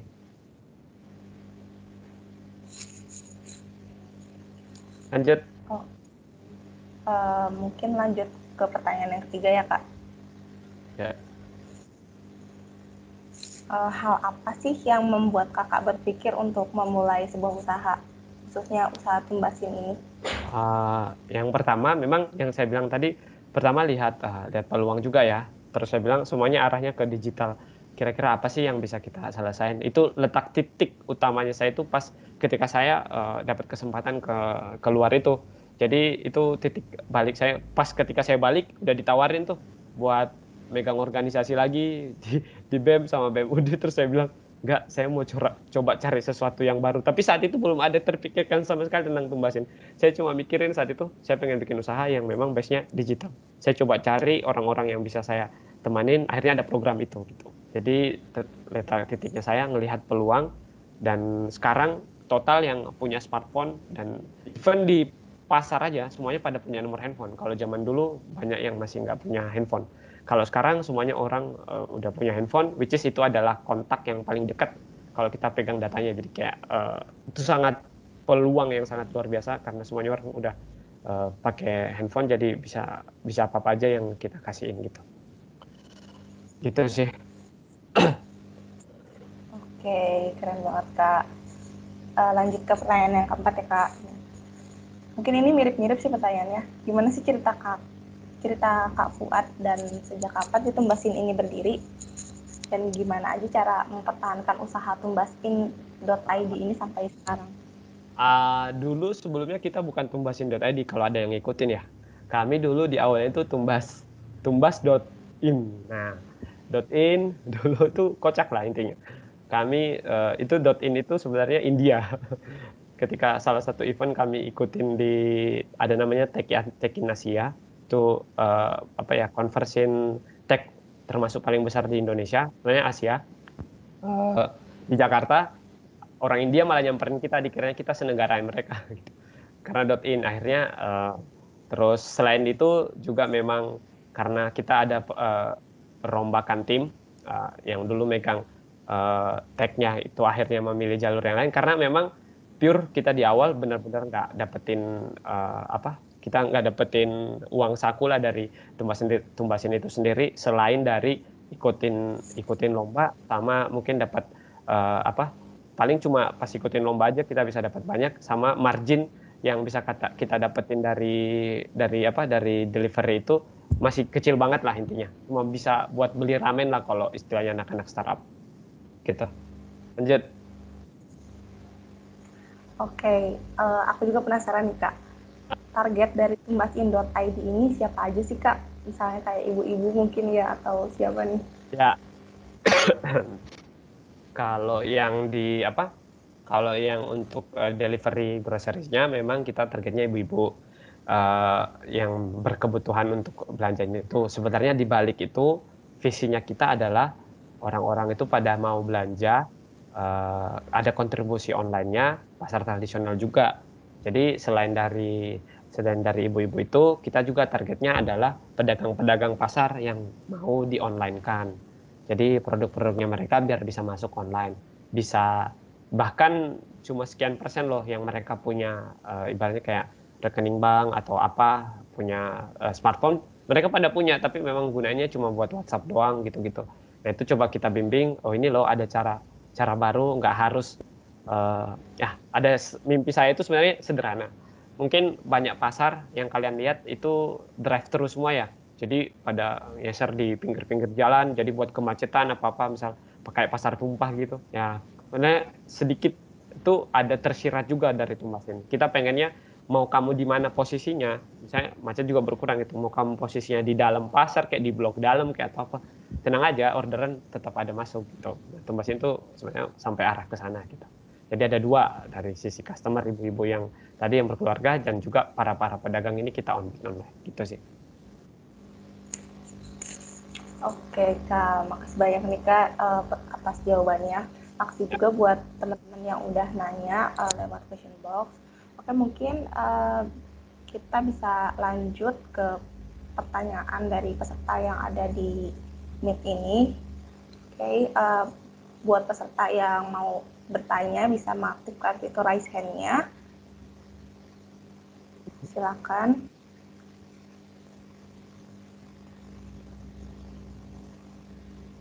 Adinda Sahwa. Ya, udah ada Adinda Zahwa nih. Boleh Adinda Zahwa langsung on mic aja. Jangan lupa perkenalan nama dan angkatan ya. Permisi, apa suara saya terdengar? Terdengar. Ya. Maaf sebelumnya nggak bisa on-cam soalnya ada kendala jaringan. Nama saya Adinda Zahwa Naufal, biasa dipanggil Zahwa dari Statistika Angkatan 2020. Nah, jadi aku mau izin bertanya Kak, pertanyaanku gini, dalam pembangunan tumbas.id itu, menurut Kakak bentuk promosi apa yang paling efektif? Dan menurut Kakak itu apakah peran influencer sangat berpengaruh dalam perkembangan suatu bisnis itu? Makasih. Baik. Langsung jawab aja atau gimana? Langsung jawab aja ya.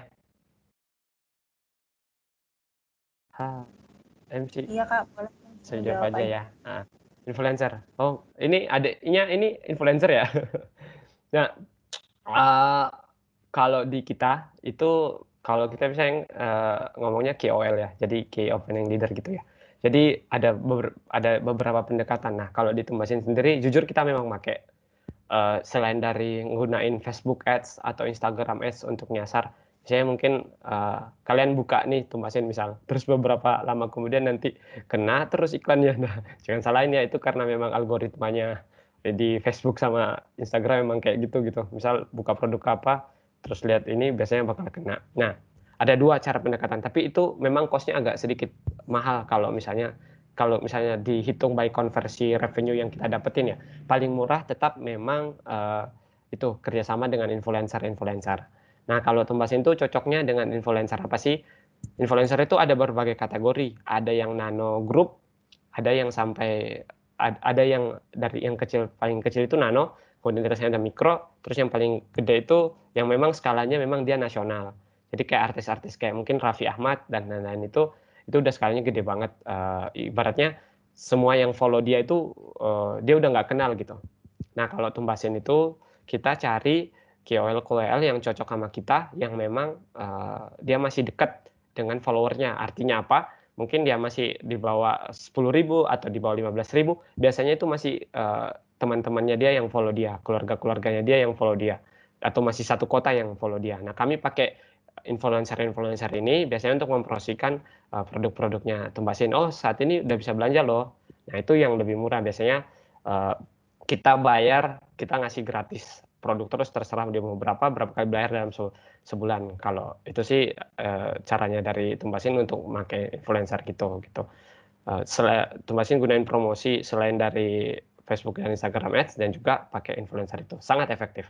Kalau mau punya bisnis terus pakai itu, tentu lihat juga personanya. Tadi saya bilang kalian cocoknya yang pakai yang mana nih, yang nano, yang mikro, atau yang langsung skala nasional besar. Itu dilihat juga. Biasanya juga sesuai dengan budgetnya. Kalau yang besar udah berapa, nggak tahu, mungkin ratusan juta kali sekali Instastory, atau mungkin berapa juta untuk sekali Instastory gitu. Gitu sih kalau dari poin saya. Gimana Dinda? Oke. Gimana Adinda? Apakah udah puas dengan jawaban Kak Fuad?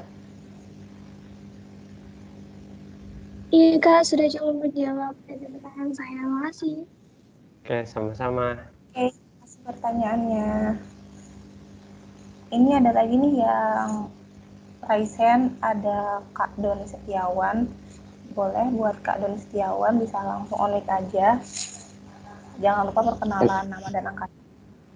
Halo, perkenalkan nama saya Doni Setiawan dari Statistika Angkatan 2019. Mau nanya Kak, kalau startup gitu biar bisa dilirik investor tuh kayak gimana sih? Misal apa bisnis modelnya yang bagus, apa dari personal branding founder-foundernya, apa gimana sih Kak? Kira-kira kayak gitu Kak. Oke.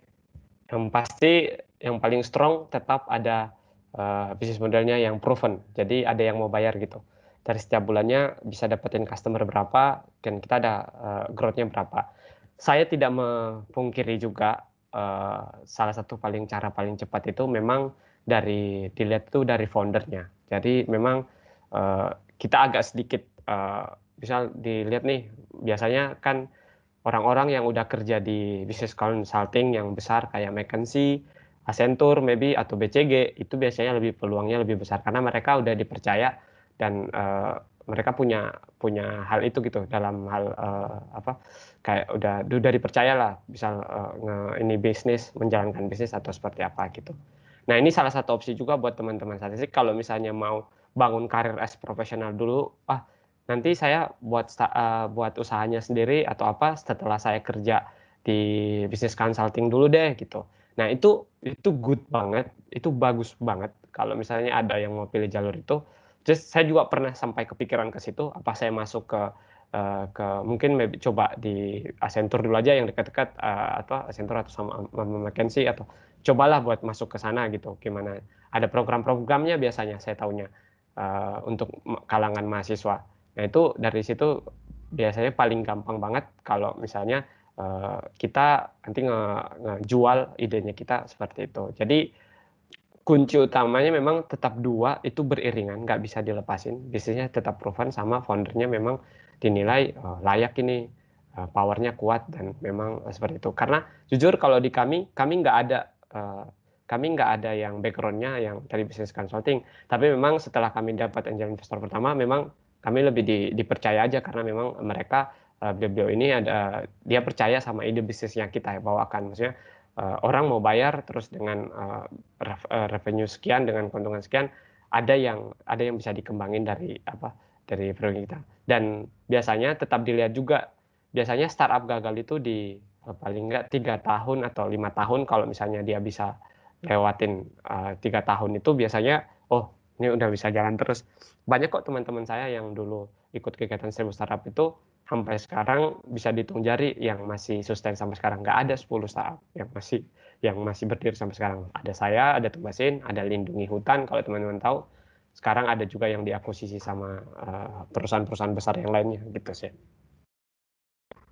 Jadi Don, persiapin aja kamu mau buat strong founder profilmu dulu sendiri, atau memang nge-proven bisnisnya itu ada loh kayak gitu. Bisnis modelnya menarik banget.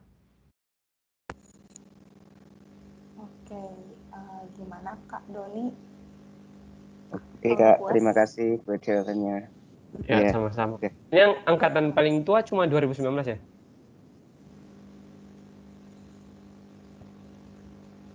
Halo kakak, apa ada yang angkatan 2018 ya Kak?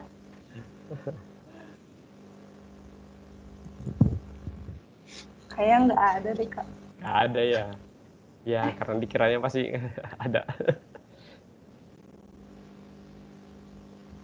Oke, ya udah. Mungkin bisa lanjut ke penanyaan yang ketiga. Ya. Di sini udah ada Erdina Khairunisa. Boleh buat Erdina bisa langsung on mic aja. Halo, suaraku masuk nggak ya? Masuk. Oke.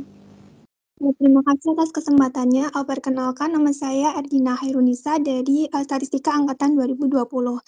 Izin bertanya ya, Kak.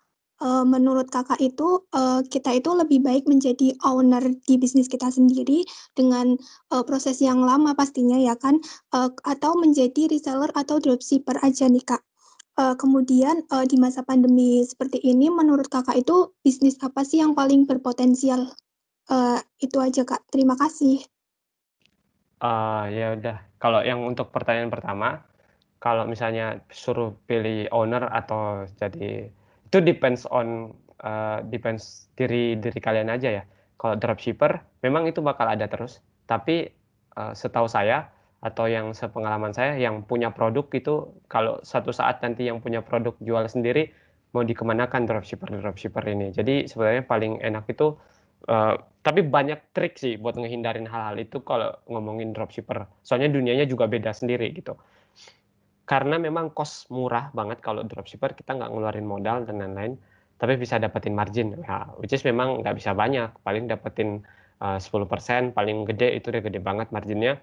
Terus kalau misalnya itu tergantung dari Erdina sendiri, emang mau stay-nya di situ aja, tapi harus selalu nyarikan produk-produk yang kira-kira bisa dijual apa. Tapi kalau misalnya memang bisa menjual sampai 100 sehari atau apa, ya good, nggak ada salahnya buat dilakuin daripada ngebuat dari nol produknya apa, bingung nih cari ininya susah, ya udah. Bahkan kalau misalnya ada mau dropshipperan pakai by Amazon atau apa yang keluar itu, wah keren banget sih kalau misalnya mau nyobain gitu. Terus bisnis apa sih yang menurutku sekarang itu ini yang apa selama pandemi itu bagus, yaitu tadi yang tadi saya udah sampaikan di slide sebelumnya, itu ada beberapa kategori yang saya tunjukkan. Bentar ya, coba saya itu ada yang kelihatan banget di situ. Yang pertama, kalau yang ramai itu pasti ya medical supply dan service, terus yang food processing dan retail. Jadi jasa-jasa titip itu sangat dibutuhin banget sekarang karena orang-orang pada nggak keluar rumah, atau personal dan healthcare gitu-gitu sih.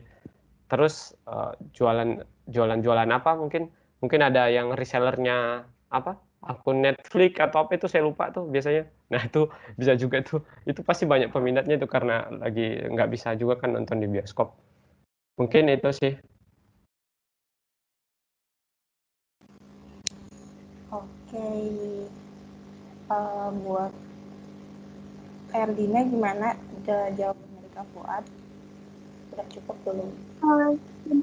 Cukup. Terima kasih, Kak. Ya, sama-sama. Terima kasih banyak Erdina atas pertanyaannya. Oh, di sini ada lagi nih Kak yang nanya, ada Kak Pahlevi. Oh, Kak Pahlevi ini angkatan 2018 nih Kak. Boleh buat Kak Pahlevi bisa langsung on mic aja. Oke, izin tanya ya Mas. Ya. Aku dari angkatan 2018. Dulu waktu Mas Fuad awal-awal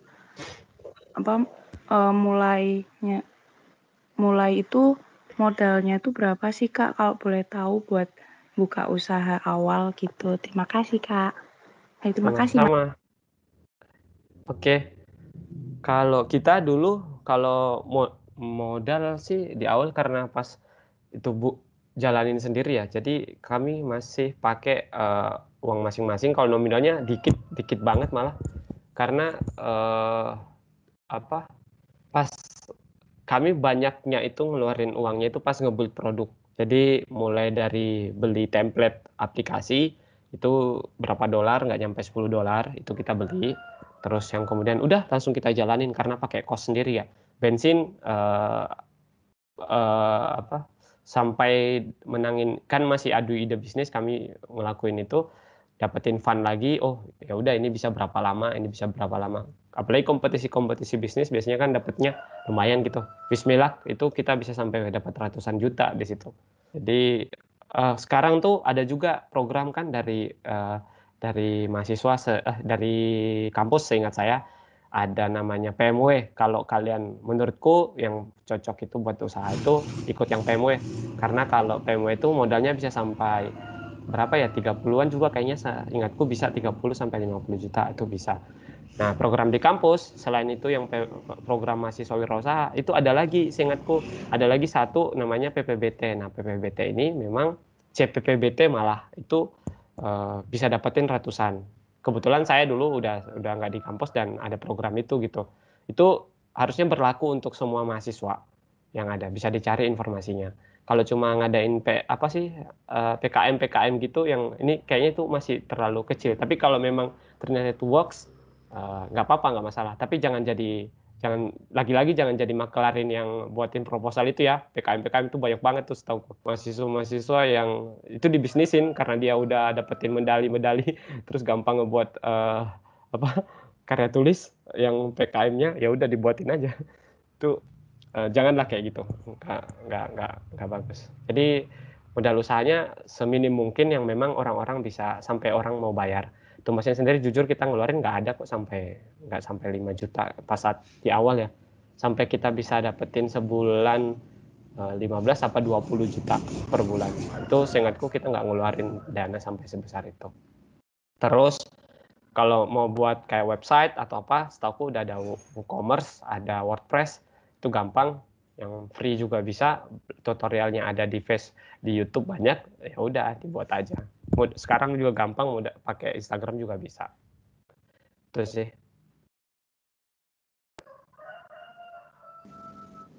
Oke, gimana Kak Levi buat jawaban Kak Fuad? Oh, udah. Makasih, Mas. Ya, sama-sama. Makasih Kak buat pertanyaannya. Oke, buat teman-teman yang mau nanya, boleh banget nih, bisa langsung raise hand aja.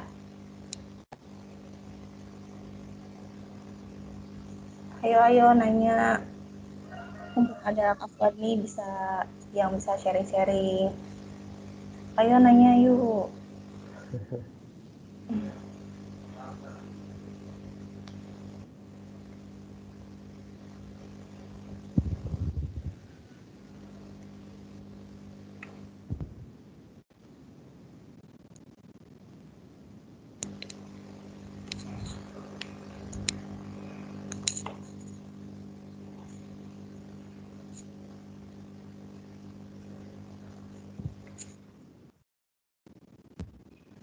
Oke, buat teman-teman yang mau nanya, aku tunggu 1 menit ya. Kalau nggak ada, aku langsung cukupin aja. Hilang-hilangan. Itu kira-kira apa yang dilakukan? Kan mesti hilang-hilangan kan banyak alasan.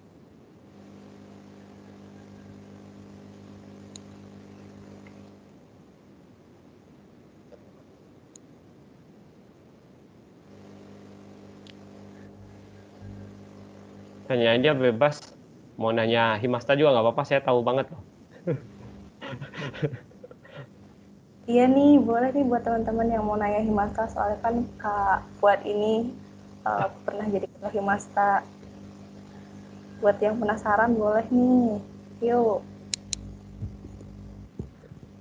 Dulu saya di Himasta, terus di UKM Catur, itu kalau saya mau tanya, saya insya Allah bisa jawab. Dan mungkin perlu di ini juga sih, yang tadi yang program itu saya yang PMW sama yang PPBT itu mungkin bisa dicari tahu sih informasinya. Tanya BEM Undip aja, biasanya mereka ada. Kapan waktunya? Kalau nggak salah tuh sampai sekarang belum berubah tuh, pembinanya masih Pak Akung yang dari psikologi kalau nggak saya salah.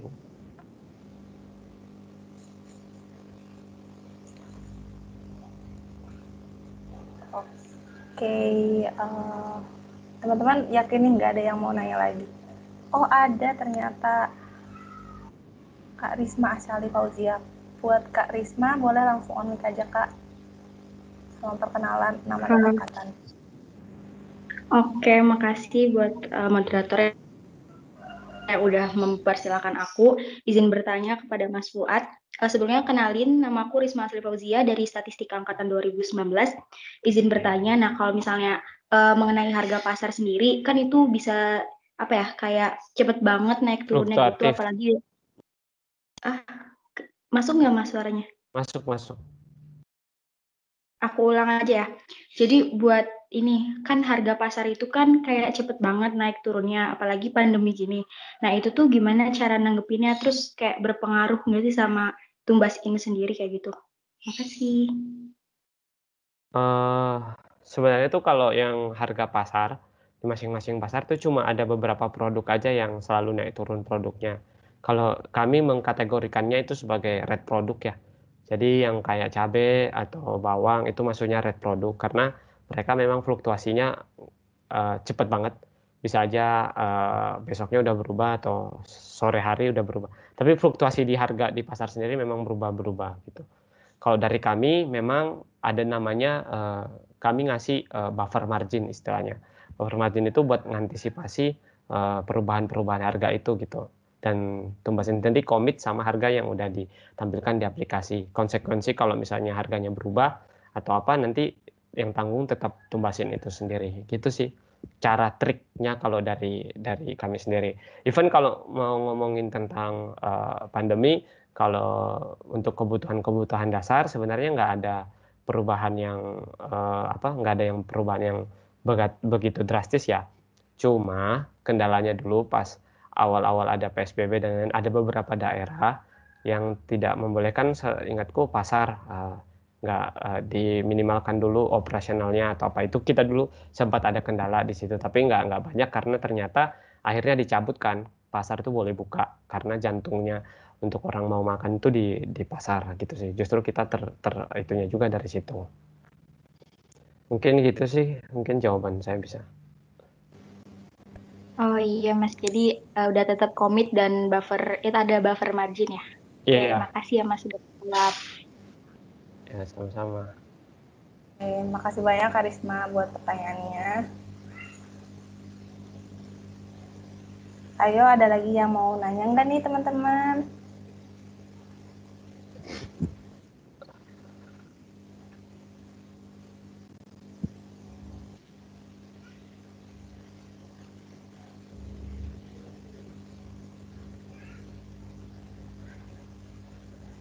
Oke, mungkin nggak ada lagi kalian yang mau nanya. Ya. Oke. Oh iya, kalau aku mau nambahin aja sih, kalau misalnya di sini pada lebih senangnya mau coba gelutin R atau Python dan lain-lain, itu sebenarnya udah banyak course-nya ya, bisa coba buka aja DataCamp. Ada kayaknya, saya lupa tuh saya ngasih link ke siapa yang bisa gratis akses. Bukan Deki School juga bisa, tapi nggak tahu kalau tapi DataCamp itu dari luar itu bagus banget sih. Kalau misalnya mau latihan untuk mahir di situ tuh bisa. Biasanya juga ada beasiswa dari Facebook Developer Circle, biasanya buat ngasih akses di DataCamp itu satu tahun full. Jadi teman-teman bisa nyelesain semuanya. Kalau memangnya niatnya memang benar-benar jadi data scientist ya, itu bisa kok. Oke Kak, karena udah nggak ada lagi yang nanya, mungkin bisa aku cukupkan aja. Tapi sebelum itu, mungkin buat Kak Fuad ada closing statement lagi Kak? Closing statement-nya mungkin kalau mau mulai usaha, lakuin aja sekarang. Nggak usah nunggu besok sama lusa ya, langsung aja just do it. Lupain semua yang kayak mental block lah intinya. Itu doang sih. Berani ngelangkah di awal itu aja sih. Kalau misalnya bisa mulai, langsung gas aja. Udah, pesan saya itu aja. Oke, makasih banyak ya Kak Fuad buat sesi-sesi tapi sebelumnya ada kenang-kenangan dulu nih Kak berupa sertifikat dari panitia buat Kak Fuad. Mungkin dari saudara Metalia bisa memberikan kenang-kenangannya. Oke. Makasih ya. Oke, mungkin suara aku udah masuk ya, Kak? Masuk. Mungkin ini sedikit kenang-kenangan ya, Kak, dari kita, Ekonomi Himasta. Semoga materi yang disampaikan sama Kak Fuad bermanfaat buat teman-teman bisa mulai berpikir wirausaha merintis nyambi sama kuliah nih, Kak. Iya, Kak. Makasih ya, Kak, atas waktunya buat pagi hari ini. Ya, sama-sama. Oke, terima kasih kepada Kak Fuad yang udah meluangkan waktunya untuk menyampaikan materi yang menarik banget buat kami yang ingin memulai sebuah usaha. Buat Kak Fuad, mungkin kita bisa jumpa lagi di kesempatan yang lain ya, Kak. Oke. Makasih, Kak. Ya, makasih semuanya. Makasih juga Pak Arif sama Pak Tarno. Oke, selanjutnya yang kita nantikan nih, mungkin kalian udah pada bosen kan? Kita bakal ada games menarik yang berhadiah yang tentunya berisi pertanyaan seputar materi yang udah dibahas tadi sama Kak Fuad. Oke, langsung aja buat operator bisa bantu share screen.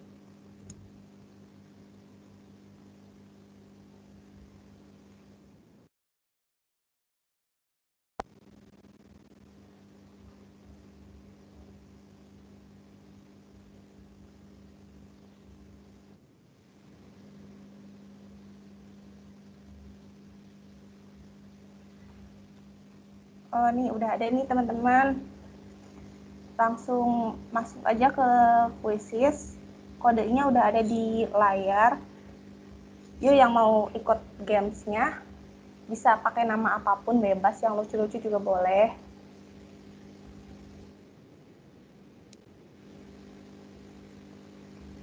Masih nol nih, belum ada yang bergabung. Lumayan banget nih kalau kalian bisa menang, terus merhatiin materi dari awal, karena ini gamesnya itu seputar sama materi yang tadi. Yuk, masuk aja. Kodenya itu 240503.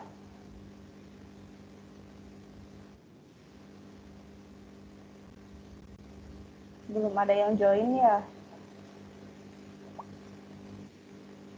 Wah, udah ada nih yang join, Sapani sama Metoy.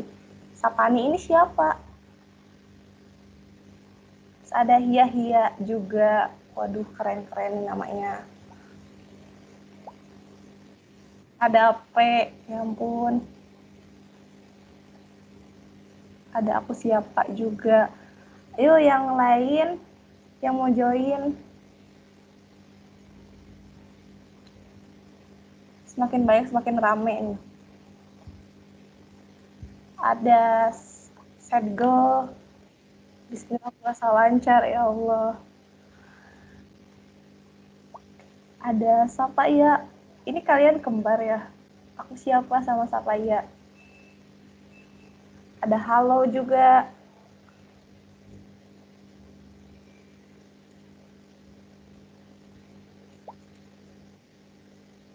Aku tunggu sampai jam 10.25 mungkin ya. Boleh yuk, langsung aja. Baru 12 orang nih yang join gamesnya.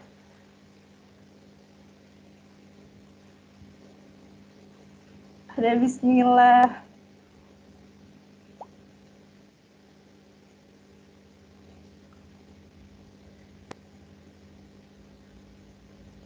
Saya, waduh, udah 14 orang nih.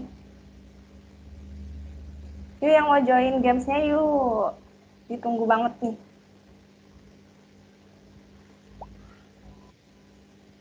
Sayang, ya ampun. Bukan panitia. Yang join siapa ya? Star. Ada Mel. Wow, udah banyak aja nih. Wow, Pale.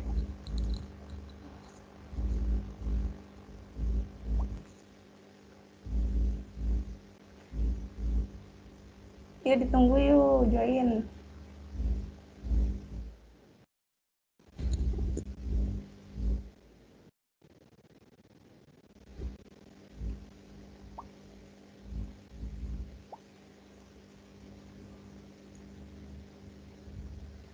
Ada 24 orang yang joinnya. Di Meet ini ada 39 orang. Boleh nih, langsung join aja.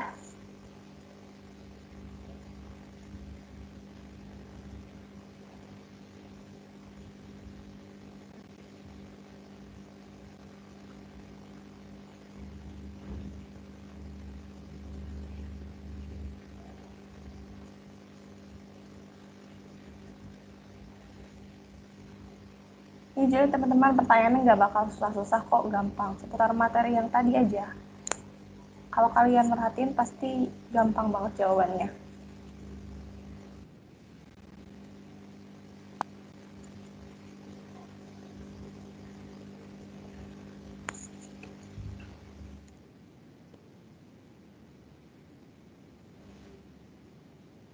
Ada yang nambah lagi ya?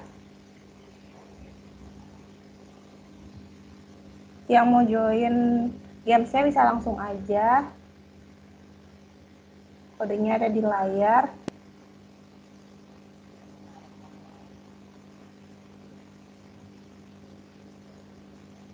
Hai teman-teman, aku tunggu 3 menit lagi ya.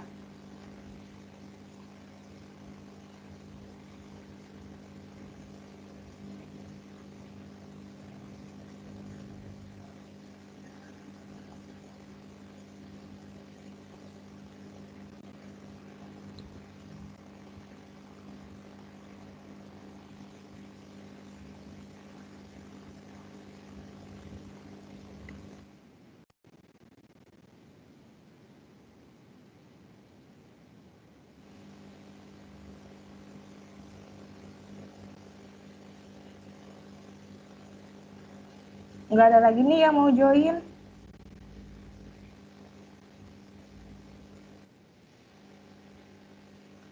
Kalau misalnya nggak ada lagi yang mau join, aku mulai aja ya gamesnya.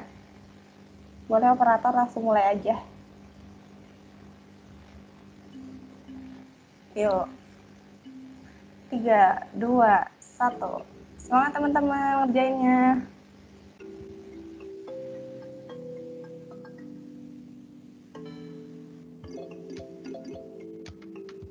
Nih di urutan pertama udah ada Sapa ya.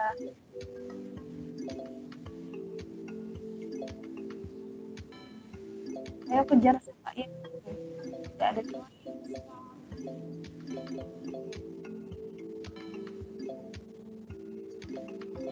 Kayaknya banyak yang bener deh.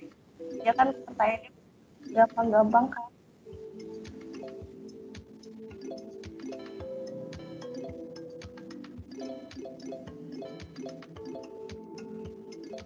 Wah, makin betul aja posisinya.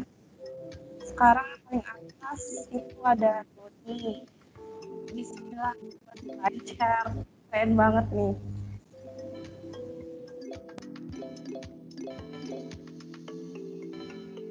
Doni tergeser sama Hai.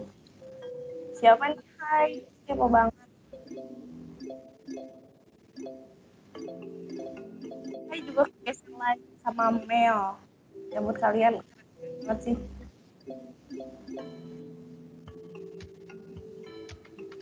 Ini 6 orang berturut-turut bener semua. Itu yang di bawah bisa kejar lagi yang di atasnya. Gampang-gampang kan pertanyaan.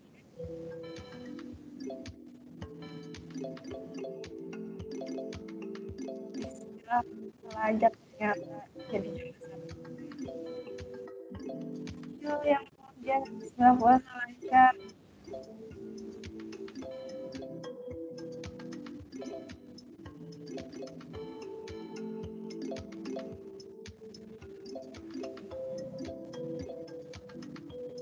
Wow. Ayo teman-teman. Nih, sampai jadi posisi pertama, gila ngejar. Bismillah puasa lancar. Ada Doni juga. Hehehe. Namanya lucu-lucu ya.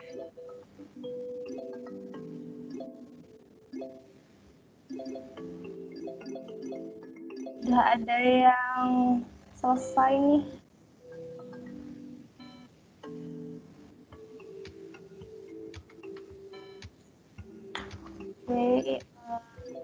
Di sini yang juara pertama itu ada Mel sama ini yang lain bisa ngejar, siapa tahu ngejar di posisi atas nih, ngejar Mel.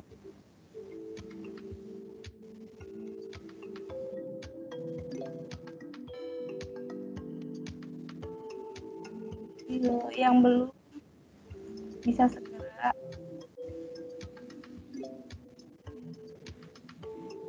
Ada yang tidak jawab sama sekali. Ini kenapa?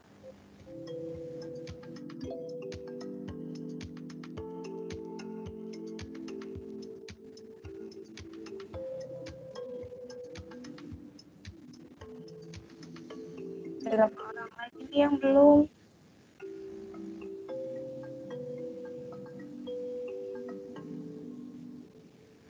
Kayaknya udah semua deh. Oke, mungkin bisa di-scan aja.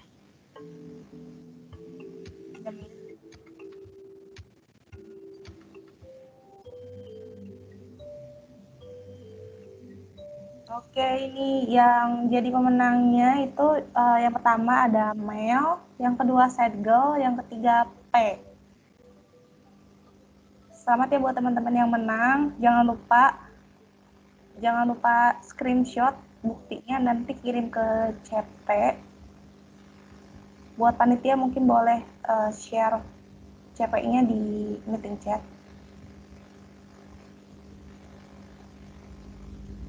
Oke, nah udah ada nih, nanti bisa kirim ke amal Tasya ya. Oke, yang pertama ini ada Mel. Boleh buat Mel bisa onik sepatah dua kata. Gimana kesannya dari games yang udah dikerjain? Gampang kan? Bener semua, mantap banget nih.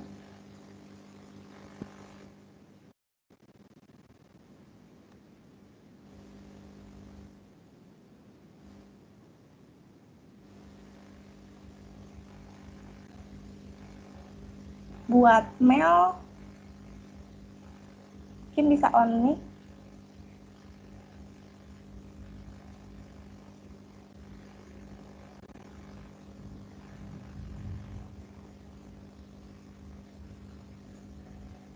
Kak, siapa nih Mel ini? Kayaknya nggak ada deh.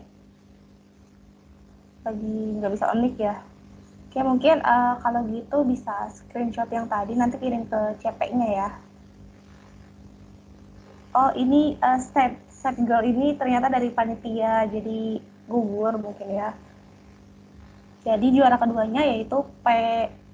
Silakan buat P, ada yang mau disampaikan mungkin? Bisa on mic aja langsung.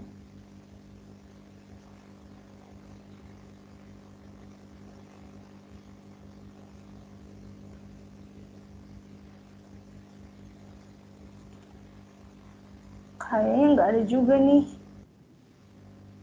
Pak, ini jadi jangan lupa nanti kirim bukti screenshotnya aja ke CP-nya ya. Jadi juara ketiganya itu adalah hehehe. Buat hehehe kalau mau on mic juga boleh nih.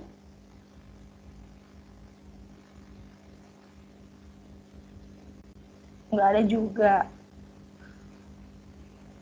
Oke, nggak apa-apa sih. Nanti jangan lupa kirim bukti screenshotnya aja ya, hehehe. Oke. Karena gamesnya udah selesai, buat teman-teman yang menang, selamat ya. Buat teman-teman yang belum menang juga jangan berkecil hati karena mungkin games ini bukan rezeki teman-teman. Nanti jangan lupa join Start Planner kelas 2 karena bakal ada games yang lebih menarik lagi. Oke, karena sekarang jam 10.30, kita bisa langsung foto bersama aja. Yang mau on cam boleh banget nih, on cam dulu.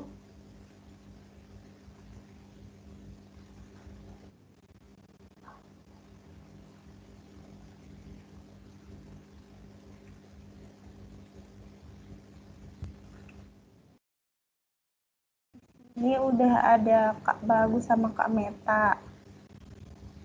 Sama Kak Fuad. Wah, Kak Fuad masih ada di mute. Yang lainnya yuk yang mau on cam. Biar bisa foto bareng nih.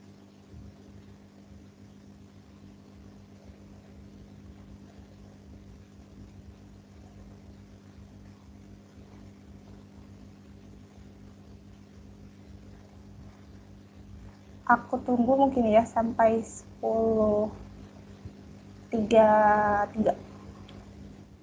Yang mau on cam, yuk on cam yuk.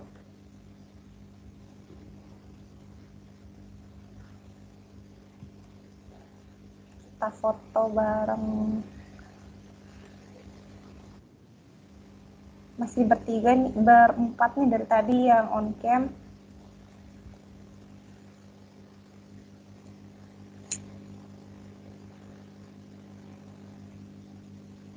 Wah, udah nambah lagi nih. Dari panitia ada Lina. Hai Lina. Yuk yang mau on cam yang lainnya.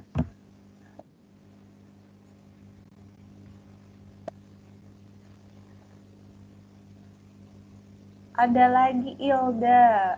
Halo Ilda. Kak Doni juga. Halo Kak Doni. Yuk buat panitia yang lain on cam juga yuk. Ada Ruby.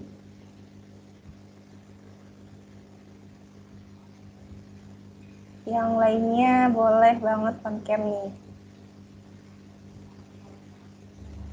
Cuman sebentar aja kok.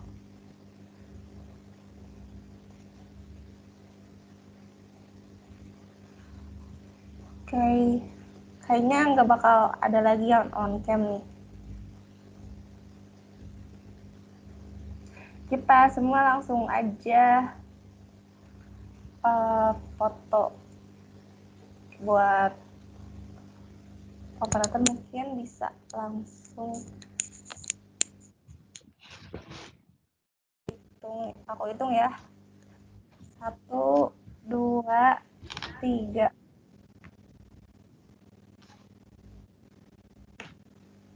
Oke, ganti gaya. 1, 2, 3.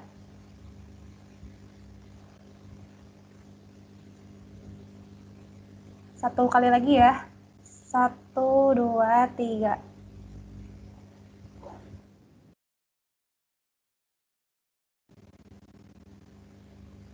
Udah belum nih? Udah ya, mungkin. Oke, teman-teman, makasih banyak yang udah on cam. Nggak kerasa ini kita udah di penghujung acara. Artinya semua rangkaian acara udah hampir selesai. Alhamdulillah keseluruhan acara hari ini berjalan dengan lancar. Mudah-mudahan ada manfaatnya yang bisa diambil sama kita. Nah, saya ucapkan terima kasih sebesar-besarnya kepada Kak Fuad yang udah berbagi ilmu untuk kita semua, dan juga terima kasih kepada para peserta yang menyimak acara Start Planner Class kali ini sampai akhir. Aku mau sedikit pantun nih ke material beli pompa. Belinya bareng si Ua. Teman-teman sampai jumpa di acara Start Planner Kelas 2. Aku Fadila pamit undur diri. Mohon maaf bila ada salah kata. Terima kasih. Wassalamualaikum warahmatullahi wabarakatuh. Oh ya, aku ingetin lagi buat teman-teman, jangan lupa isi kuesionernya yang bakal dibagiin sama panitia di meeting chat ya. Oke, makasih banyak teman-teman yang udah join. Sampai jumpa di Start Planner Kelas 2.